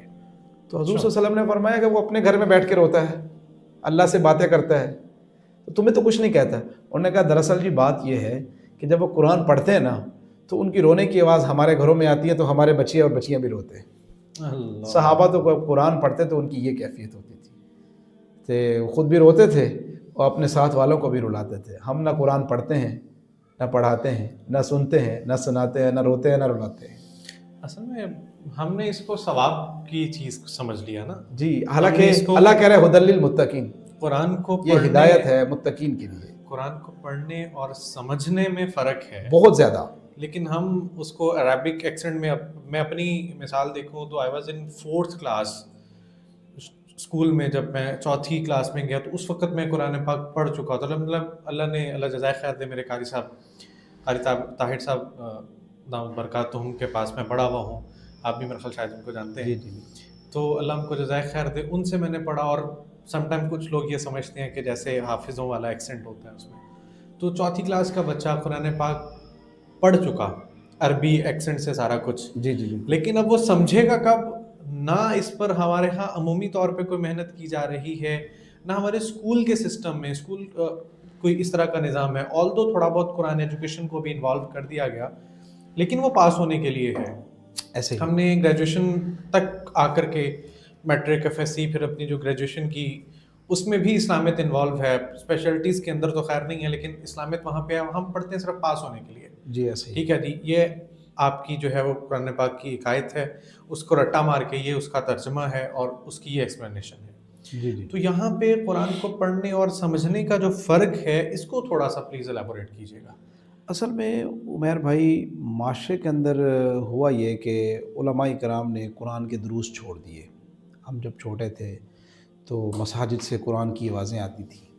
جمعے کے خطبات میں آپ دیکھ لیں کہ ایک بچے نے 8 دن کے بعد مسجد جانا ہے تو اس نے وہی حدیث سننی ہے جو پچھلے جمعے مولوی صاحب نے سنائی تھی، تو وہ نہیں آئے گا. مولانا وہ تو بہت خوش قسمتی ہے اگر حدیث میں مل جائے، نہیں تو اب تو اکثر ٹولے میں یہی سننے کو ملتے ہیں. ایسا ہی ہے. فلانے نے کہا نہیں، آج کا نوجوان جو ہے نا عمیر بھائی، جیسے جیسے وقت تبدیل ہو رہا ہے نا تو ایک تبلیغ کا انداز بھی تبدیل ہو رہا ہے. حدیث برکت والی چیز ہے، قرآن برکت والی چیز ہے. اگر آپ ہر جمعے اسی برکت والی چیز کو بیان کریں گے تو آپ کا نوجوان آپ کو نہیں سنے گا, آپ سے دور ہو جائے گا, اور نماز کے لیے آئے گا اور نماز آپ کی دعا بھی نہیں سنے گا, وہ چلا جائے گا واپس.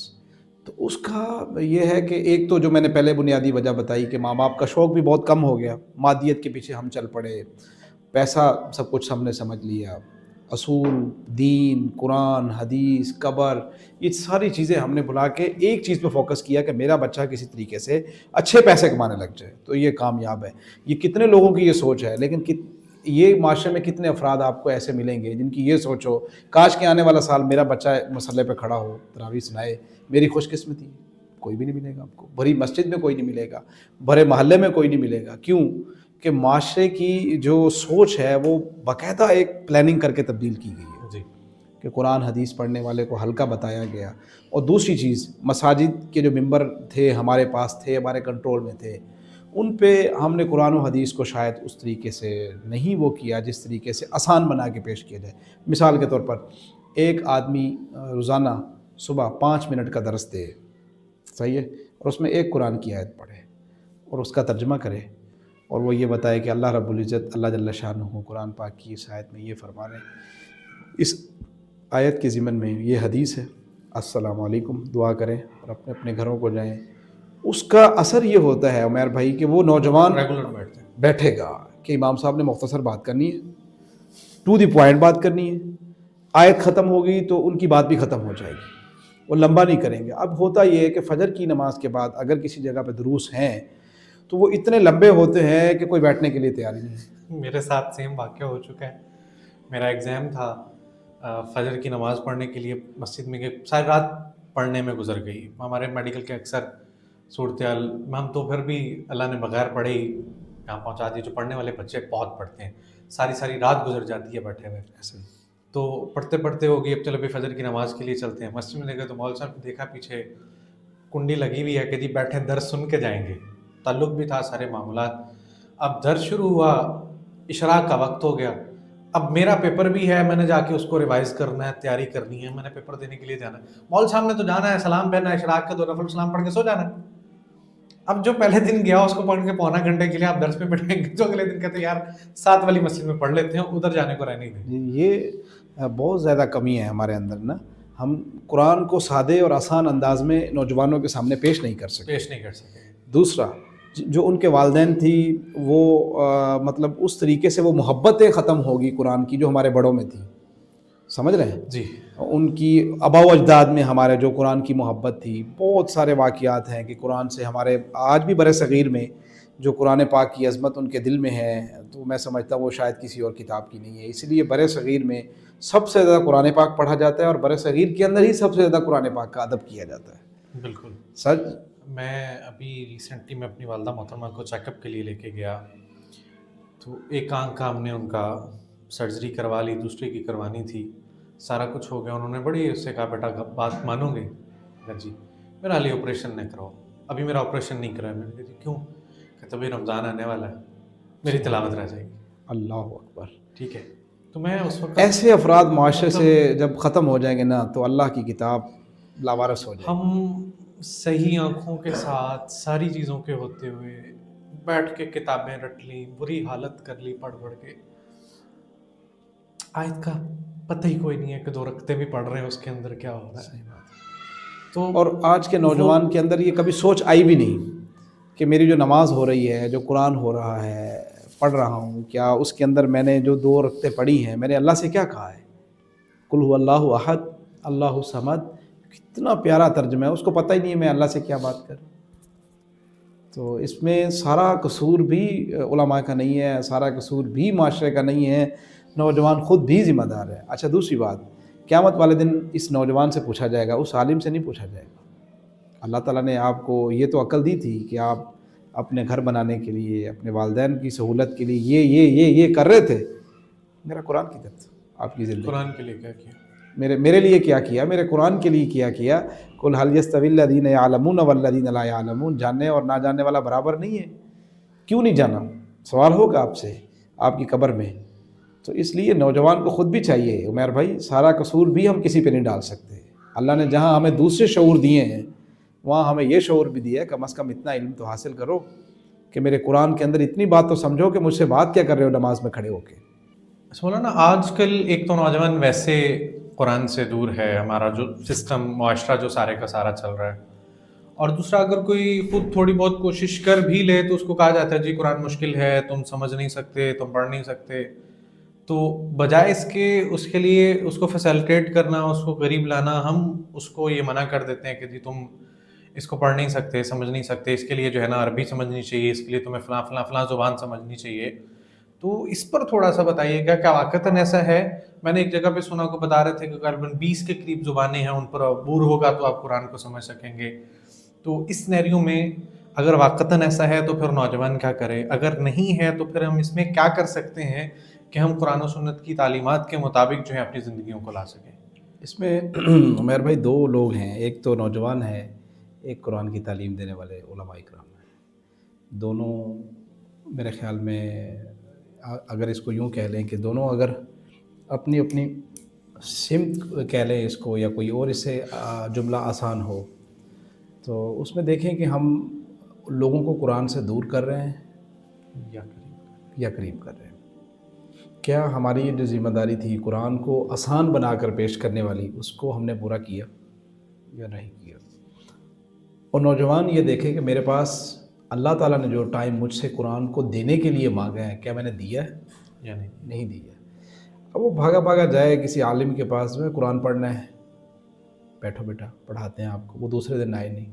ٹھیک ہے. ظاہر ہے کہ جب اس کو جمع کا، واحد کا اور اپنا سیغے کا پتہ نہیں ہوگا، اس کا ترجمے کا پتہ نہیں ہوگا، وہ عربی کو جا کے ساتھ ترجمے والا قرآن رکھ کے کیسے وہ اس کا انحصار کرے گا کہ یہ ترجمہ ٹھیک ہے یا وہ والے مولوی صاحب نے ترجمہ لکھا ہے وہ ٹھیک ہے.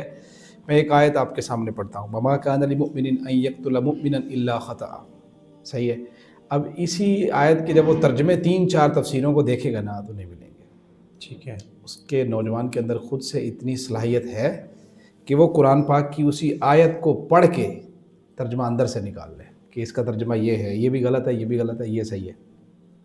ٹھیک ہے. اگر تو اس میں اتنی طاقت اللہ تعالیٰ نے دی ہے، وہ قرآن پاک کو خود سے اس کے آیتوں کے لفظوں کے ترجموں سے، واو کا کیا ترجمہ ہے، میم کا کیا ترجمہ ہے، کانا کا کیا ترجمہ ہے، للمؤمنین کا کیا ترجمہ ہے، خود سے کر سکتا ہے تو اس کو ہمت کرنی چاہیے.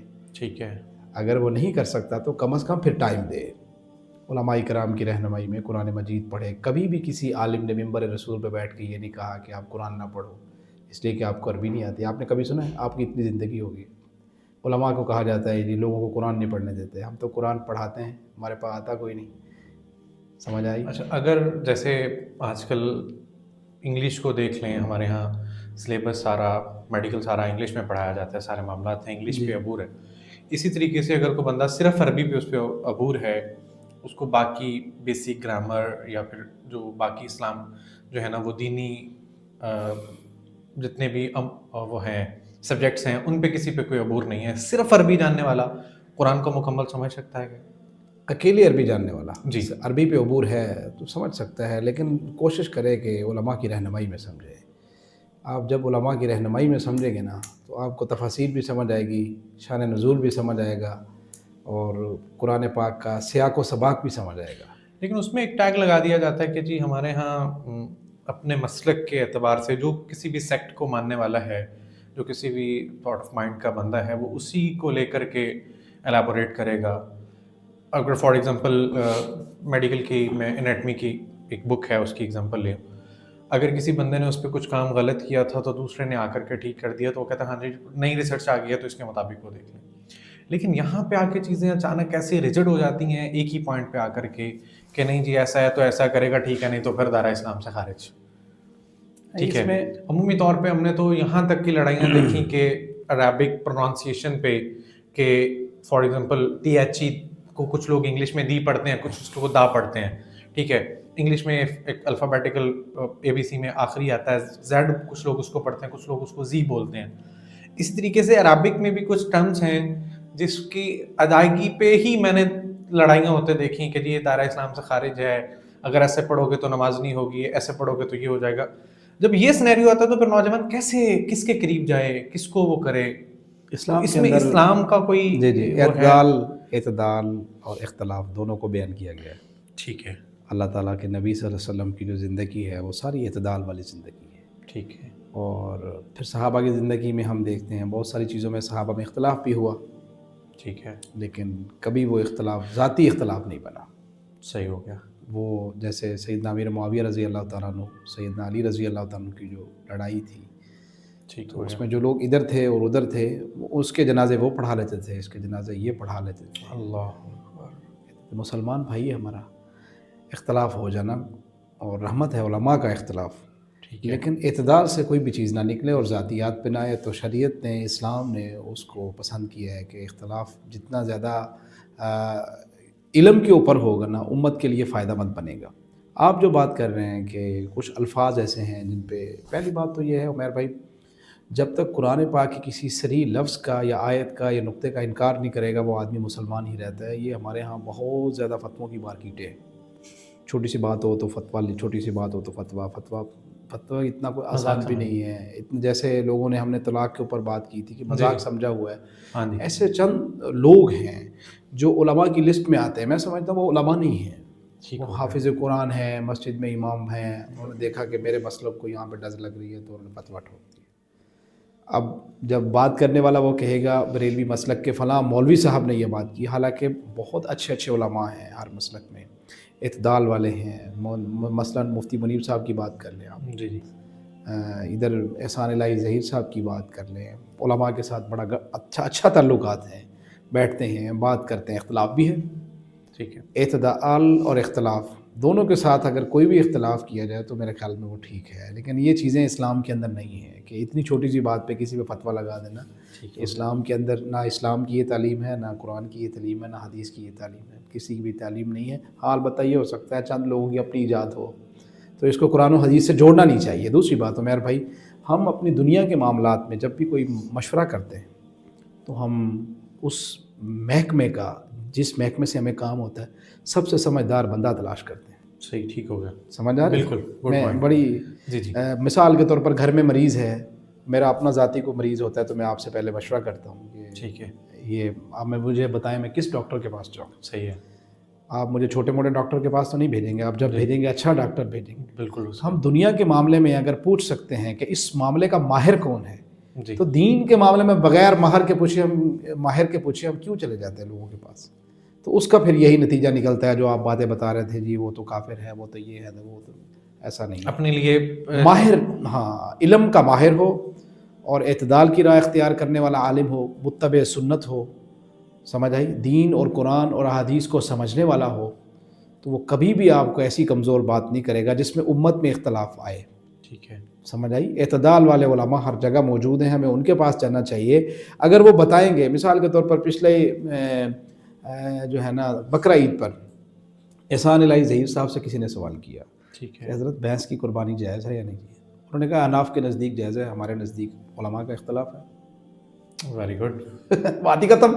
اب وہ تو چاہ رہا تھا کوئی لمبی چوڑی اس پہ جمعہ ہی پڑھا دیں گے پورا. انہوں نے کہا حناف کے نزدیک جائز ہے، ہمارے علماء کہتے ہیں جائز نہیں. ختم. تو اختلاف کو ایسے بھی تو ختم کیا جا سکتا ہے نا، صحیح ہے. کہ وہ علماء یہ کہتے ہیں، ہم یہ کہتے ہیں، ان کی رائے یہ ہے، ہماری رائے یہ. لیکن یہ بہت کم دیکھنے میں ملتا ہے، جس کی وجہ سے نوجوان جو ہے نا، اکثر میں ایون ایک جگہ پہ بیٹھا ہوا تھا تو ایک نوجوان نے کہا بھائی جان آپ کا تو مولوی حضرات کے ساتھ اٹھنا بیٹھنا ہے. میں نے کہا جی. کہتے ایک بات تو بتائیں، جب لوگ آپس میں بیٹھتے ہیں تو کبھی انہوں نے بھی بات کی کہ فلاں جگہ پلاٹ ہونا چاہیے، اچھا کبھی انہوں نے آپس میں گاڑیوں کی باتیں بھی کی بیٹھ کر کے. مطلب ہم نوجوان کو اتنا دور کر چکے ہیں، وہ بالکل ہی 180 پہ سمجھ رہا ہے کہ شاید جس نے جو ہے نا وہ شلوار قمیض پہن لی، داڑھی ٹوپی پہن لی، وہ جو ہے نا بالکل. میں وکٹوریا ہاسپٹل میں ایک ٹریننگ میں تھا، ایک پیشنٹ کے اسٹچ لگانے تھے، تو وہاں پہ میرے ساتھ ایک نوجوان لڑکا کھڑا، وہ دوسرا جو ہیلپنگ اسٹاف میں سے ایک بندہ وہ انسٹرومنٹ وغیرہ ارینج کر رہا تھا. تو اس نے کہا جی یہ ڈاکٹر ہی میں ہوندے نہیں میں، مطلب اس نے پتہ نہیں کیا بس ماں بہن کی گالیاں نہیں دی، باقی جو بندہ کر سکتا تھا نا سارا کچھ، حرام کھاتے ہیں، یہ ہے وہ، اتنی دیر میں ہمیں سامان دیتے، ہم ٹیکا لگا لے، وہ جو ہے نا ٹانکے لگا لیتے. تو اتنی دیر میں ادھر سے وہ آ گیا سامان، تو میں نے اسے کہا چل بھائی لگا. کہتا کیا مطلب مول صاحب آپ تو میرے ساتھ رہے، ہم کے ساتھ کیوں شامل ہو گئے؟ پتر میں نہیں لگانے ہیں. پھر کیا مطلب آپ میڈیکل سے؟ مطلب کہ جس نے داڑھی ٹوپی دیکھ لی، جس نے ہو گیا، ہم پکڑ کے اس پہ مولوی کا ٹیگ لگایا اس کو پکڑ کے سائڈ پہ کیا. ملا اور مسٹر کا ڈفرینس اتنا زیادہ اس وقت ہم کریٹ کر چکے ہیں جی بالکل صحیح کہ کہہ رہے جس ہیں کی وجہ سے یہ سمجھا جاتا ہے کہ اگر شاید آپ دین پڑھیں گے تو پھر آپ دنیا نہیں پڑھ سکتے, اگر آپ نے دنیا پڑھ لی ہے تو آپ دین نہیں پڑھ سکتے. آپ. صحیح. تو علماء کے مطلب جو وہ تھا کہ ہم اس کو اتنا 180 کے اینگل پہ لے کے جا چکے ہوئے ہیں کہ جس کی وجہ سے یہ سارے کا سارا نقصان ہوتا ہوا اب نظر آ رہا ہے. میں مفتی تقی عثمانی صاحب کی گفتگو سن رہا تھا ایک دفعہ. مفتی صاحب نے کہا کہ یہ جب بر صغیر میں انگریز آیا تو اس نے سب سے پہلے یہ تفریق پیدا کی کہ ملا اور مسٹر کو الگ کرنا ہے. حالانکہ انہوں نے کہا اسلام کے اندر اصلی تعلیم پڑھنے سے کہیں بھی منع نہیں کیا گیا. جی ایک سوچ بنائی گئی ہے اور مستقل لوگوں کے ذہنوں میں یہ ڈالی گئی ہے, ورنہ اسلام کے اندر علوم پڑھنے سے, فنون پڑھنے سے کہیں بھی منع نہیں ہے. آپ دیکھتے ہیں پیغمبروں میں حضرت داؤد علیہ السلام لوہے کی زرہ بناتے تھے, بیچتے تھے, ان کا کاروبار تھا یہ. جی اور بھی پیغمبر آئے جن کے اپنے اپنے کاروبار تھے, بڑی بڑی مارکیٹنگ تھی ان کی. لیکن ایسا نہیں ہے کہ اسلام کے اندر جو خود رسول اکرم صلی اللہ علیہ وسلم کی زندگی میں کپڑا لینا اور کپڑا بیچنا ثابت ہے. اس کے اوپر حضرت ابوبکر صدیق رضی اللہ تعالیٰ کو رسول اللہ صلی اللہ علیہ وسلم نے فرمایا کہ آپ کپڑا کیسے بیچتے ہیں؟ اچھا انہوں نے کہا یا رسول اللہ میں مارکیٹ سے جو خرید کے لاتا ہوں نا ٹھیک تو ہے. وہ قیمت میں نہیں بتاتا. رسول اللہ نے فرمایا میں تو بتا دیتا ہوں. انہوں نے کہا یا رسول اللہ ایسے نہیں اللہ کرنا. اکبر. سمجھ آئی کہ کاروبار رسول اللہ صلی اللہ علیہ وسلم نے ہمیں سکھایا اور ٹھیک ہے. معاشرت سکھائی, دین سکھایا. زندگی کا ہر پہلو نبی کریم صلی اللہ علیہ وسلم کی زندگی میں موجود ہے. ٹھیک ہے. اور وہاں سے جو چیزیں ہماری اختلافی ہیں علماء کو بھی چاہیے اس میں اعتدال کا راستہ نکالے تاکہ ہمارا آج کا نیا نوجوان کنفیوز نہ ہو, پریشان نہ ہو, بیچ کی راہ نکلے. ہمارے پاس جو آتا ہے نا ہم تو اس کو سچے دل سے اپنے دل کے ساتھ لگاتے ہیں. ادھر نماز پڑھ تو نماز پڑھ پتر کوئی بات نہیں, وہ جہاں بھی ملے گا. تسی پہلے مولوی ڈے مینوں کہندے اوتھے بھی نماز ہو جاندی ہے تیری. میں ان سے میں نے بات کی, میں نے کہا یار اب نا مجھے آپ لوگوں پہ ترس آ رہا ہے کہ آپ کیسی زندگی میں جی رہے ہیں کہ آپ کو یہ لگتا ہے کہ شاید داڑھی ٹوپی رکھنے سے جو ہے نا بندہ بالکل ہی دنیا سے کٹ آف ہو جاتا ہے. اللہ کے بندے, ان کے ایسے ایسے بزنس, کاروبار اور ایسے معاملات ہیں ان کے, اگر تم دیکھ لو تو تم سمجھو کہ ہم تو صفر بیٹھے ہوئے ہیں. میں وومن یونیورسٹی میں یہاں پہ انہوں نے مجھے ایک ان کا وہ تھا فنکشن, اس میں گیسٹ اسپیکر کے طور پہ بلایا ہوا تھا. تو اس کے بعد ہم ایک جگہ بیٹھے تھے تو وہ وی سی آفس میں ٹی بریک تھی, تو اس میں کسی نے بات کی کہ ہم نا اگلا ایک شو کرائیں گے جو کہ ٹوٹل فیشن شو ہوگا. اور میری طرف دیکھ کے انہوں نے کہا جی اس میں مولوی وغیرہ نہیں ہوں گے, مولویوں والا اس میں کچھ نہیں ہوگا, تو ہم کلچر کو پروموٹ کریں گے, یہ وہ سارا کچھ. اچھا میں چپ کر کے بیٹھ کے سنتا رہا. ان کو میرا انٹروڈکشن نہیں تھا, تو میں نے جب میرا مائک آن ہوا تو میں نے ان سے درخواست کی کہ بات یہ ہے کہ جب ہم اپنے کلچر کو قرآن اور حدیث سے میچ نہیں کریں گے نا تو غیر ہمارے گھروں میں گھسیں گے, آ کر کے ہمارے بچوں کو پھٹے ہوئے کپڑے پہنا کر کے ہمارے درمیان سے گزر کے جا چکے ہیں کہ مرد کا سطر اللہ نے جو حکم دیا وہ ناف سے گھٹنے تک ہے. آج کا نوجوان جو ہے نا وہ ٹانگ پھٹی ہوئی ہے, کپڑے وہاں سے اس کو ڈیزائن سمجھ کر کے وہی سطر ننگا اپنی ماں اور بہن کے سامنے لے کر کے پھر رہے, ہم کچھ نہیں کر سکے. بات یہ ہے کہ آپ نے مسٹر اور ملا کے ڈفرینس کو جب تک ختم نہیں کرنا. تو میں نے ان سے کہا میڈم ذرا, میں نے ایک کیپ پہنی ہوئی تھی چونٹوں والی اور بڑی اس میں ڈیزائننگ 2-3 اس میں وہ سوٹ کے ساتھ ویسٹ کوٹ کے ساتھ میچ کر کے, اور میں نے کہا اگر میری کیپ کی طرف دیکھیں نا جتنی آپ فیمیلز بیٹھی ہوئی ہیں شاید آپ سب کے دوپٹوں سے زیادہ فیشنیبل میرے سر پہ ٹوپی ہو. مطلب یہ ہے کہ جب آپ اس ڈفرینس کو ختم کر کے دین اور دنیا کو ملا کے چلیں گے تو ساری چیزیں مینیجیبل ہیں. اگر نہیں کریں گے تو پھر جو ہے نا وہ ہو جائے گا. تو اس سارے اس میں میرا خیال ہے کہیں نہ کہیں نوجوان کو موبائل بھی ہماری محنت کم ہونے کی وجہ سے موبائل بھی دور لے گیا.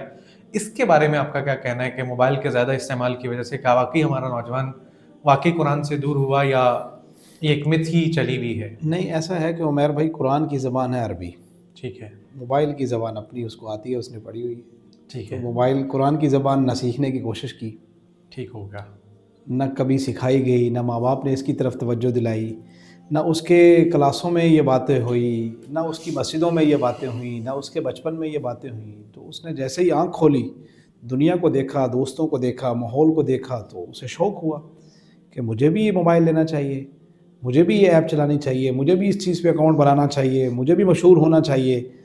تو شیطان نے ایک نئے طریقہ واردات کے ساتھ ان کو ادھر مشغول کر دیا, ان کو قرآن سے دور کر دیا. اس میں ہم سب قصوروار ہیں, ماں باپ بھی, اس کے استاذ بھی، اس کا معاشرہ بھی، اور وہ خود بھی.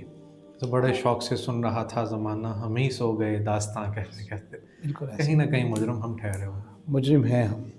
اگر نوجوان بالکل ہی طور پر کہے کہ میرا تو کوئی قصور نہیں ہے، مجھے تو سکھایا نہیں گیا، بھائی جب آپ کو یہ سمجھ آ گئی کہ بزنس ہے، معاملات ہیں، کاروبار ہے، موبائل کی یہ ایپ ہے، یہ ایسے چلانا ہے، یہ ایسے کرنا ہے، سورۃ اخلاص کا ترجمہ یا کیا چھوڑیں، بسم اللہ کا ترجمہ ہمیں نہ آیا. ہم نے کبھی یہ بھی سوچا ہے کہ یار مجھے یہ بیٹھ کے سیکھنا چاہیے، میں اپنے مسجد کے امام کو جا کر سناؤں کہ میری نماز کیسی ہے. کبھی میں نے زندگی میں سوچا ہے میری 50 سالوں کی نماز ٹھیک چل رہی ہے؟ اور کچھ لوگ اس میں عمیر بھائی کہتے ہیں کہ اب میری بڑی عمر ہو گئی، میں قرآن کیسے سیکھوں؟ تو ان کے لیے اطلاع ہے، صحابہ جتنے بھی ہیں انہوں نے بڑی عمر میں قرآن حفظ کیا ہے. سیدنا عمر رضی اللہ تعالیٰ عنہ کی کتنی عمر تھی؟ سیدنا عمر رضی اللہ تعالیٰ عنہ کو آخری حصے میں قرآن حفظ کیا. سیدنا ابوبکر رضی اللہ تعالیٰ اسی طرح. وہ کثیر صحابہ ایسے تھے جنہوں نے بڑی عمر میں جا کے اسلام قبول کیا، اس کے بعد قرآن حفظ کیا ہے. ہم کیا اس کی تجوید بھی صحیح نہیں کر سکتے؟ آج کا نوجوان یہ کیسے کہہ سکتا ہے کہ میرے پاس تو ٹائم نہیں ہے؟ آپ کے پاس دنیا کی ہر چیز کے لیے ٹائم ہے. ایک مظلوم بیچاری اللہ کی کتاب رہ گئی ہے جس کو پڑھنے کے لیے، جس کو سمجھنے کے لیے، جس کو دیکھنے کے لیے آپ کے پاس ٹائم ہی نہیں ہے. تو اس لیے میں نہیں سمجھتا کہ سارے پیچھے قصوروار ہیں، خود اس کا اپنا قصور بھی ہے، اپنا بھی ہے. دیکھیں آپ کو مارکیٹ جا کے چیزوں کا پتہ چل جاتا ہے، یہ چیز اچھی ہے، میرے ماں باپ تو بوڑھے ہیں ان کو تو پتہ نہیں ہے، اب تو نیا دور ہے، نئی چیزیں ہیں. آپ کو یہ کیوں نہیں پتہ چلا کہ میں نے مرنا بھی ہے، میں نے اللہ کے سامنے کھڑے بھی ہونا ہے، میں نے کتاب سے اللہ کے مجھ سے پوچھا جائے گا کہ قرآن کا کیا حق ادا کیا. یہ قرآن کا حق ہے کہ سال کے اندر ایک مرتبہ اس کو پڑھا جائے دیکھ کر، یا زبانی اس کو ختم کیا جائے. اگر حافظ ہے، اگر ناظرہ خاں ہے، اس نے دیکھ کے پڑھا ہوا، تو ایک مرتبہ کم از کم پڑھے کیا میں نے یہ قرآن کا حق ادا کیے. تو اپنے حقوق کے بارے میں ہم کہتے ہیں کہ مولوی ہمیں یہ نہیں بتاتے، وہ نہیں بتاتے. کبھی ہم نے بھی سوچا ہم نے کیا کیا، ہم نے کیا کیا اس کے لیے؟ کبھی آپ مولوی صاحب کے پاس گئے کہ حضرت میں قرآن ترجمے کے ساتھ، مجھے نہیں لگتا کوئی امام مسجد ایسا ہوگا جو کہ میں نہیں پڑھاتا آپ کو، حضرت میں قرآن ترجمے کے ساتھ سیکھنا چاہتا ہوں، میرے پاس ٹائم ہے، اب یہ ٹائم دے لیں.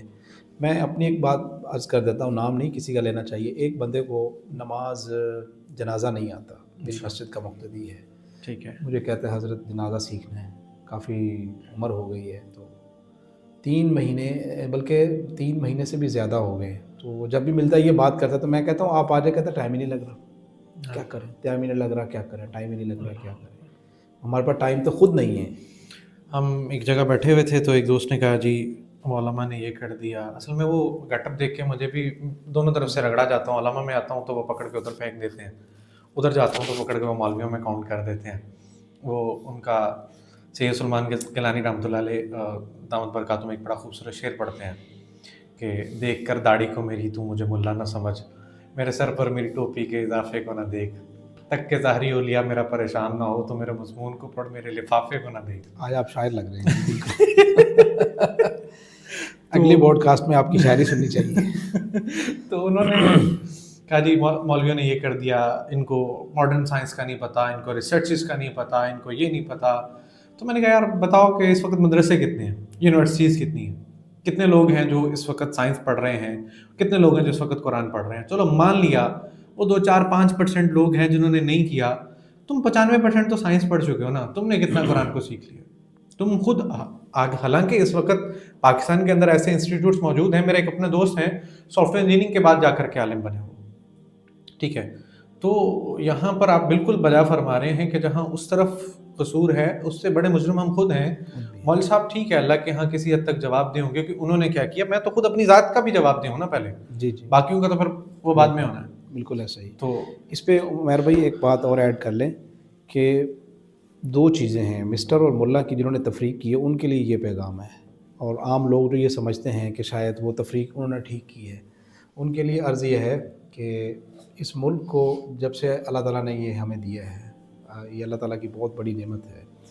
جب یہ تقسیم ہوا تو علماء کی ذمہ داری کیا تھی؟ لوگوں کو قرآن پڑھانا، مسجد کا امام فراہم کرنا، مسجد کے ممبر پہ جمعے کو خطیب بیٹھا ہوا نظر آئے. یہ مولویوں کی، علماء کی اور دیندار طبقے کی یہ ذمہ داری تھی. جی ایک زمانہ تھا ایک مسجد میں حافظ قرآن نہیں ہوتا تھا، ہم باہر سے لاتے تھے. علماء نے اس ذمہ داری کو اتنا پورا کیا کہ ہر گھر میں حافظ قرآن پیدا کر دی. بے شک. پورے پاکستان میں آپ کو شاید کوئی ایسی مسجد نظر نہ آئے جہاں پہ امام نہ ہو، جہاں پہ خطیب نہ ہو، اور پوری آسان طریقے سے اپنی ذمہ داریاں ادا کر رہے ہیں. جی بالکل. جمعے کے دن بھی عید کے معاملات ہوں، نکاح کے معاملات ہوں، جنازے کے معاملات ہوں، آپ نے کبھی نہیں سنا ہوگا کہ فلاں وقت تھا جنازہ اور مولوی صاحب جنازے سے 1 گھنٹہ لیٹ ہو گئے. کبھی نہیں سنا ہوگا کہ جمعے کا ٹائم 2 بجے تھا، مولوی صاحب 2:30 بجے آئے. بالکل کبھی نہیں سنا ہوگا فجر کی نماز 6 بجے تھی، مولوی صاحب 6:30 بجے آئے. وہ قربانی دے کے اپنی پوری ذمہ داری کے اوپر ہر گلی ہر محلے میں ہر گھر تک قرآن پہنچانے میں کامیاب ہو گئی. ان کی ذمہ داری تھی. ٹھیک ہے. دوسرے طبقے کی ذمہ داری تھی اس ملک کو چلانے کی. تو آپ کسی بھی شعبے میں کسی بھی محکمے میں دیکھ لیں کہ صحیح کام کس نہج پہ کنہوں نے کیا ہے، یہ فیصلہ ہر میں چاہتا ہوں ہم اس کو ایلیبوریٹ نہ ہی کریں اس سے پہلے کہ ہم اپنے مقام پہ پہنچنے سے پہلے اپنی گاڑیوں کے بجائے کسی اور گاڑی میں کہیں چلے جائیں. اچھا تھوڑا سا یہ ایکسپلین کیجیے گا کہ آج کل رمضان میں قرآن یا رمضان کے علاوہ بھی موبائل کے اندر قرآن پاک کی جو تلاوت کی جاتی ہے کیا وہ شرعی طور پر جائز ہے موبائل میں اس طریقے سے، چونکہ باقی وہاں پہ باقی سارا ڈیٹا بھی آج کل پتہ تو ہے کہ موبائل کے اندر کیا سینیریو چلتا ہے، تو وہاں پہ کیا اس کو رکھا جا سکتا ہے؟ علماء نے اگر رکھا جا سکتا ہے تو اس کے لیے وضو کا ہونا، قرآن پڑھنے کے لیے اس وقت وضو ہونا ضروری ہے یا بغیر وضو کے بھی ہم اس کو پڑھ سکتے ہیں؟ پلیز بتائیے گا. علماء نے لکھا ہے کہ موبائل میں قرآن پڑھنا جائز ہے، لیکن جیسے قرآن مصحف میں، اس کو مصحف کہتے ہیں، مصحف میں جو قرآن کی فضیلت ہے وہ زیادہ ہے. قرآن پڑھا جا سکتا ہے، لیکن وہ وضو کی جو آپ بات کر رہے ہیں نا، وہ جہاں پہ قرآن پاک کے یہ حروف ہیں، یہ والے حروف، وہاں پہ انگلی نہ لگائے ان حروف کے اوپر. اگر اس کا وضو نہیں ہے تو دائیں بائیں سے اس کو پلٹ دے، ٹچ اس سے کر لیں. جی. اور سنٹر میں ہاتھ نہ لگائے. موبائل میں تلاوت جائز ہے، کسی بھی ایپ کے اوپر آپ تلاوت کر سکتے ہیں. ٹھیک. اچھا مطلب اس کو روٹین نہ بنایا جائے، مجبوراً ہم اس کو جو ہے نا کر سکتے ہیں. اب کوئی نوجوان کہے میرے پاس تو وضو نہیں تھا تو اس وقت میں فلاں صورت پڑھنا چاہتا، نہیں پڑھ سکتا اس لیے کہ وضو نہیں تھا اور قرآن پاک نہیں تھا. تو اللہ تعالیٰ نے آسانی کے راستے بنائے ہیں. دین میں عسر ہے، یسر نہیں ہے. اللہ اکبر. اچھا دوسرا یہ بتائیے گا کہ ابھی رمضان المبارک کے حوالے سے قرآن کریم کے اندر سحر اور افطار کے متعلق کیا احکامات ہیں کہ کس ٹائم سحری کا وقت جو ہے نا وہ ختم ہو جاتا ہے، کس ٹائم افطار کا سینیریو جو ہے وہ سٹارٹ ہو جاتا ہے؟ اس کو پلیز تھوڑا سا قرآن و حدیث کے حوالے سے بتائیے. جی بھائی، یہ دیکھیں ہمارے خانہ عمیر بھائی ایک کیلنڈر سارا سال ملتا ہے ٹائمنگ کا نا، کہ غروب آفتاب کب ہوگا اور طلوع آفتاب کب ہوگا. ٹھیک ہے. پورا سال وہ ٹائمنگ موجود ہوتی ہے. تو موبائل میں بھی ایپس جی آ رہی ہیں. ٹھیک ہے. تو وہ جو ٹائم ہے نا، بعض لوگوں کا ذہن یہ ہوتا ہے عمیر بھائی کہ جب تک اذان ہو رہی ہے نا تو کھانا جائز ہے. ہمارے دیہاتوں میں ابھی بھی لوگ ایسے ہی کرتے ہیں، ایسے وہ کھاتے رہتے ہیں اس لیے کہ اذان نہیں ہوئی ہماری. بعض تو ایسے بھی دیکھیں کہتے اس مسجد کی ہو رہی ہے، ہماری مسجد کی تو ابھی نہیں ہوئی نا، تو ابھی کھاتے رہو. تو ایسا نہیں ہے. شریعت نے اس کا جو ٹائم ٹیبل مقرر کیا ہے نا، وہ وہی ہے جو آپ کے کیلنڈروں میں آ رہا ہے. یہ صحیح قرآن حدیث کے مطابق ہے. ٹھیک ہے. مطلب انہوں نے پورے سال کی ایک ترتیب بنا کے بھیج دی ہے. اب آپ کے پاس جو رمضان کیلنڈر پہ جو ٹائم ہے 3:50 یا 4:50 پہ سحری کا ٹائم ختم ہو جائے گا تو ختم ہے. ٹھیک ہے. سمجھ آئی. اس کے بعد اگر کسی نے غلطی سے کھا لیا وہ تو الگ ٹاپک ہے کہ کیا اس کو پتہ نہیں تھا یا وہ نیند میں تھا یا کیا تھا وہ تو، لیکن جان بوجھ کے کسی نے ایسا کیا تو اس میں اس کا روزہ نہیں ہوگا کہ جی اذان تک کھا لیں. نہیں، اس کا روزہ نہیں کھا رہے ہیں ہم اس کو یہ غلط فہمی ہے، اس کو دور کر لینا چاہیے. اس کا روزہ نہیں ہوگا کیونکہ ٹائم ختم ہونے کے بعد وہ کھاتا رہا ہے، تو اس لیے اس کا روزہ نہیں ہوگا. اذان کی اس میں کوئی شرط نہیں ہے، ٹائم کی شرط ہے. ٹھیک ہو گیا. اسی طرح افطاری کا وقت ہے تو افطاری میں ہمارے بعض علماء کرام 5 منٹ پہلے روزہ کھولتے ہیں. ٹھیک ہے. اور بعض 5 منٹ بعد. تو وہ جو بعد والے وہ کہتے ہیں کہ 5 منٹ زیادہ احتیاط کر لیجیے تو زیادہ بہتر ہے. تو اس میں آپ کسی بھی ٹائم پہ اگر روزہ کھولیں گے تو روزہ کا ٹائم ہو جاتا ہے اس وقت، لیکن احتیاط کرنا احناف کے نزدیک زیادہ بہتر ہے. 5 منٹ کے اس سے جا کر جی وہ کہتے ہیں کہ سارا دن اگر آپ نے احتیاط کی ہے تو 5 منٹ اور کر لیں تو اس میں آپ کو اجر بھی زیادہ ہے. وہ علماء کہتے ہیں کہ رسول اللہ صلی اللہ علیہ وسلم نے فرمایا کہ افطار جلدی کرو. ٹھیک ہے. تو ان کا موقف یہ ہے. احناف کہتے ہیں کہ جب آپ نے سارا دن صبر کیا ہے تو 5 منٹ اور بھی کر لیں. بعض لوگ ان کے ساتھ چلے گئے، بعض لوگ احناف کے ساتھ چلے گئے. تو امت تقسیم نہیں ہے الحمدللہ. نبی کریم صلی اللہ علیہ وسلم کی امت ایک جگہ ہے. اور اس میں آپ یہ چیز لوگ یہ اختلاف کا پہلو تو دکھاتے ہیں، یہ نہیں دکھاتے کہ نبی کریم صلی اللہ علیہ وسلم کی اس اختلاف کی وجہ سے وہ سنت بھی زندہ ہو رہی ہے، یہ سنت بھی زندہ ہو رہی ہے. اللہ اکبر. سمجھ مطلب کہ سادہ سی مثال ہے کہ ایک بندہ کہے کہ جی آدھا گلاس خالی ہے، دوسرا کہ آدھا بھرا ہوا ہے. تو دونوں پرسپیکٹیو سے آپ اس چیز کو دیکھ سکتے ہیں. نیگیٹیوٹی میں آپ خالی دیکھ لیں، آپ پازیٹیوٹی دیکھنا چاہتے ہیں کہ اتنا بھرا ہوا تو ہے نا. ٹھیک ہو گیا. اللہ آپ کو بہت جزائے خیر دے. اللہ آپ کو بہت جزائے خیر دے. آپ کی رہنمائی کا، آپ کے قیمتی وقت کا بہت شکریہ میں اپنے آڈینس سے ریکویسٹ کروں گا کہ اس سارے سنیریو کے اندر آپ کو اگر کہیں پہ کوئی کوسچن ہو آپ کا تو ہم آپ کی خدمت میں حاضر ہیں. قرآن و حدیث کی روشنی میں آپ کو آپ کے سوالات کا جواب دیا جائے گا. جو چیزیں یہاں پہ ڈسکس ہو گئی، چونکہ وقت تھوڑا ہے ہوتا ہے اس لیے ساری چیزیں اتنی ایکسپلین نہیں کی جا سکتی، تو اس کے علاوہ اگر آپ کو کوئی سوال ہو تو وہ بھی آپ نیچے کمنٹ سیکشن کے اندر کر سکتے ہیں. ہمارے تمام پلیٹ فارمز کے پہ جو ہے نا وہ رابطہ کر کے پرسنل میں بھی کسی قسم کی اگر آپ کو رہنمائی چاہیے تو ہم اس کے لیے حاضر ہیں. آپ سے بہت دردمندانہ درخواست ہے کہ اس سارے سنیریوں میں ہمیں بھی اپنی دعاؤں میں یاد رکھیے گا، اور رمضان المبارک کی باسعادت برکتوں میں اپنے ارد گرد پائے جانے والے وہ لوگ کہ جن کی آپ کی تھوڑی سی محنت سے ان کا رمضان خوبصورت ہو سکتا ہے، وہ یہ وقت بھی آپ کی طرح بہتر طریقے سے گزار سکتے ہیں اور آنے والی عید کی خوشیوں میں شامل ہو سکتے ہیں. تو اس کے لیے ان کی مالی معاونت اگر آپ کر سکتے ہیں تو آپ اس میں بھی شامل ہوں، اور ساتھ ساتھ جو ہیں وہ دوسروں کو ترغیب دے کر کے توبہ طائب کرا کر کے اللہ کے سامنے کھڑا کرنے کے لیے اپنی کوششیں کر لیں. یقین جانیں یہ زندگی تھوڑی سی ہے، ابھی ختم ہو جانی ہے. اس کے بعد جو وقت آنے والا ہے، جو فیصلے پھر ہونے والے ہیں، وہ بڑے خوبصورت ہیں. اللہ جل شانہ سے دعا ہے کہ اللہ پاک ہمیں رمضان سے کما کو مستفید فرمائیں، اور ہمیں اللہ اپنے حکموں پہ اور مدنی کریم صلی اللہ علیہ وسلم کے مبارک طریقوں کے تابع زندگی گزارنے کی توفیق عطا فرمائیں. اگر ابھی تک آپ نے یہ چینل سبسکرائب نہیں کیا تو پلیز اس کو سبسکرائب کریں اور اپنے چاہنے والوں کے ساتھ اس کو شیئر کریں. ہو سکتا ہے کہ آپ کی اس محنت سے اللہ جل شانہ کسی کی زندگی کو بدلنے کا ذریعہ بنا دیں. جزا اللہ عنا سیدنا محمد ما هو اہل.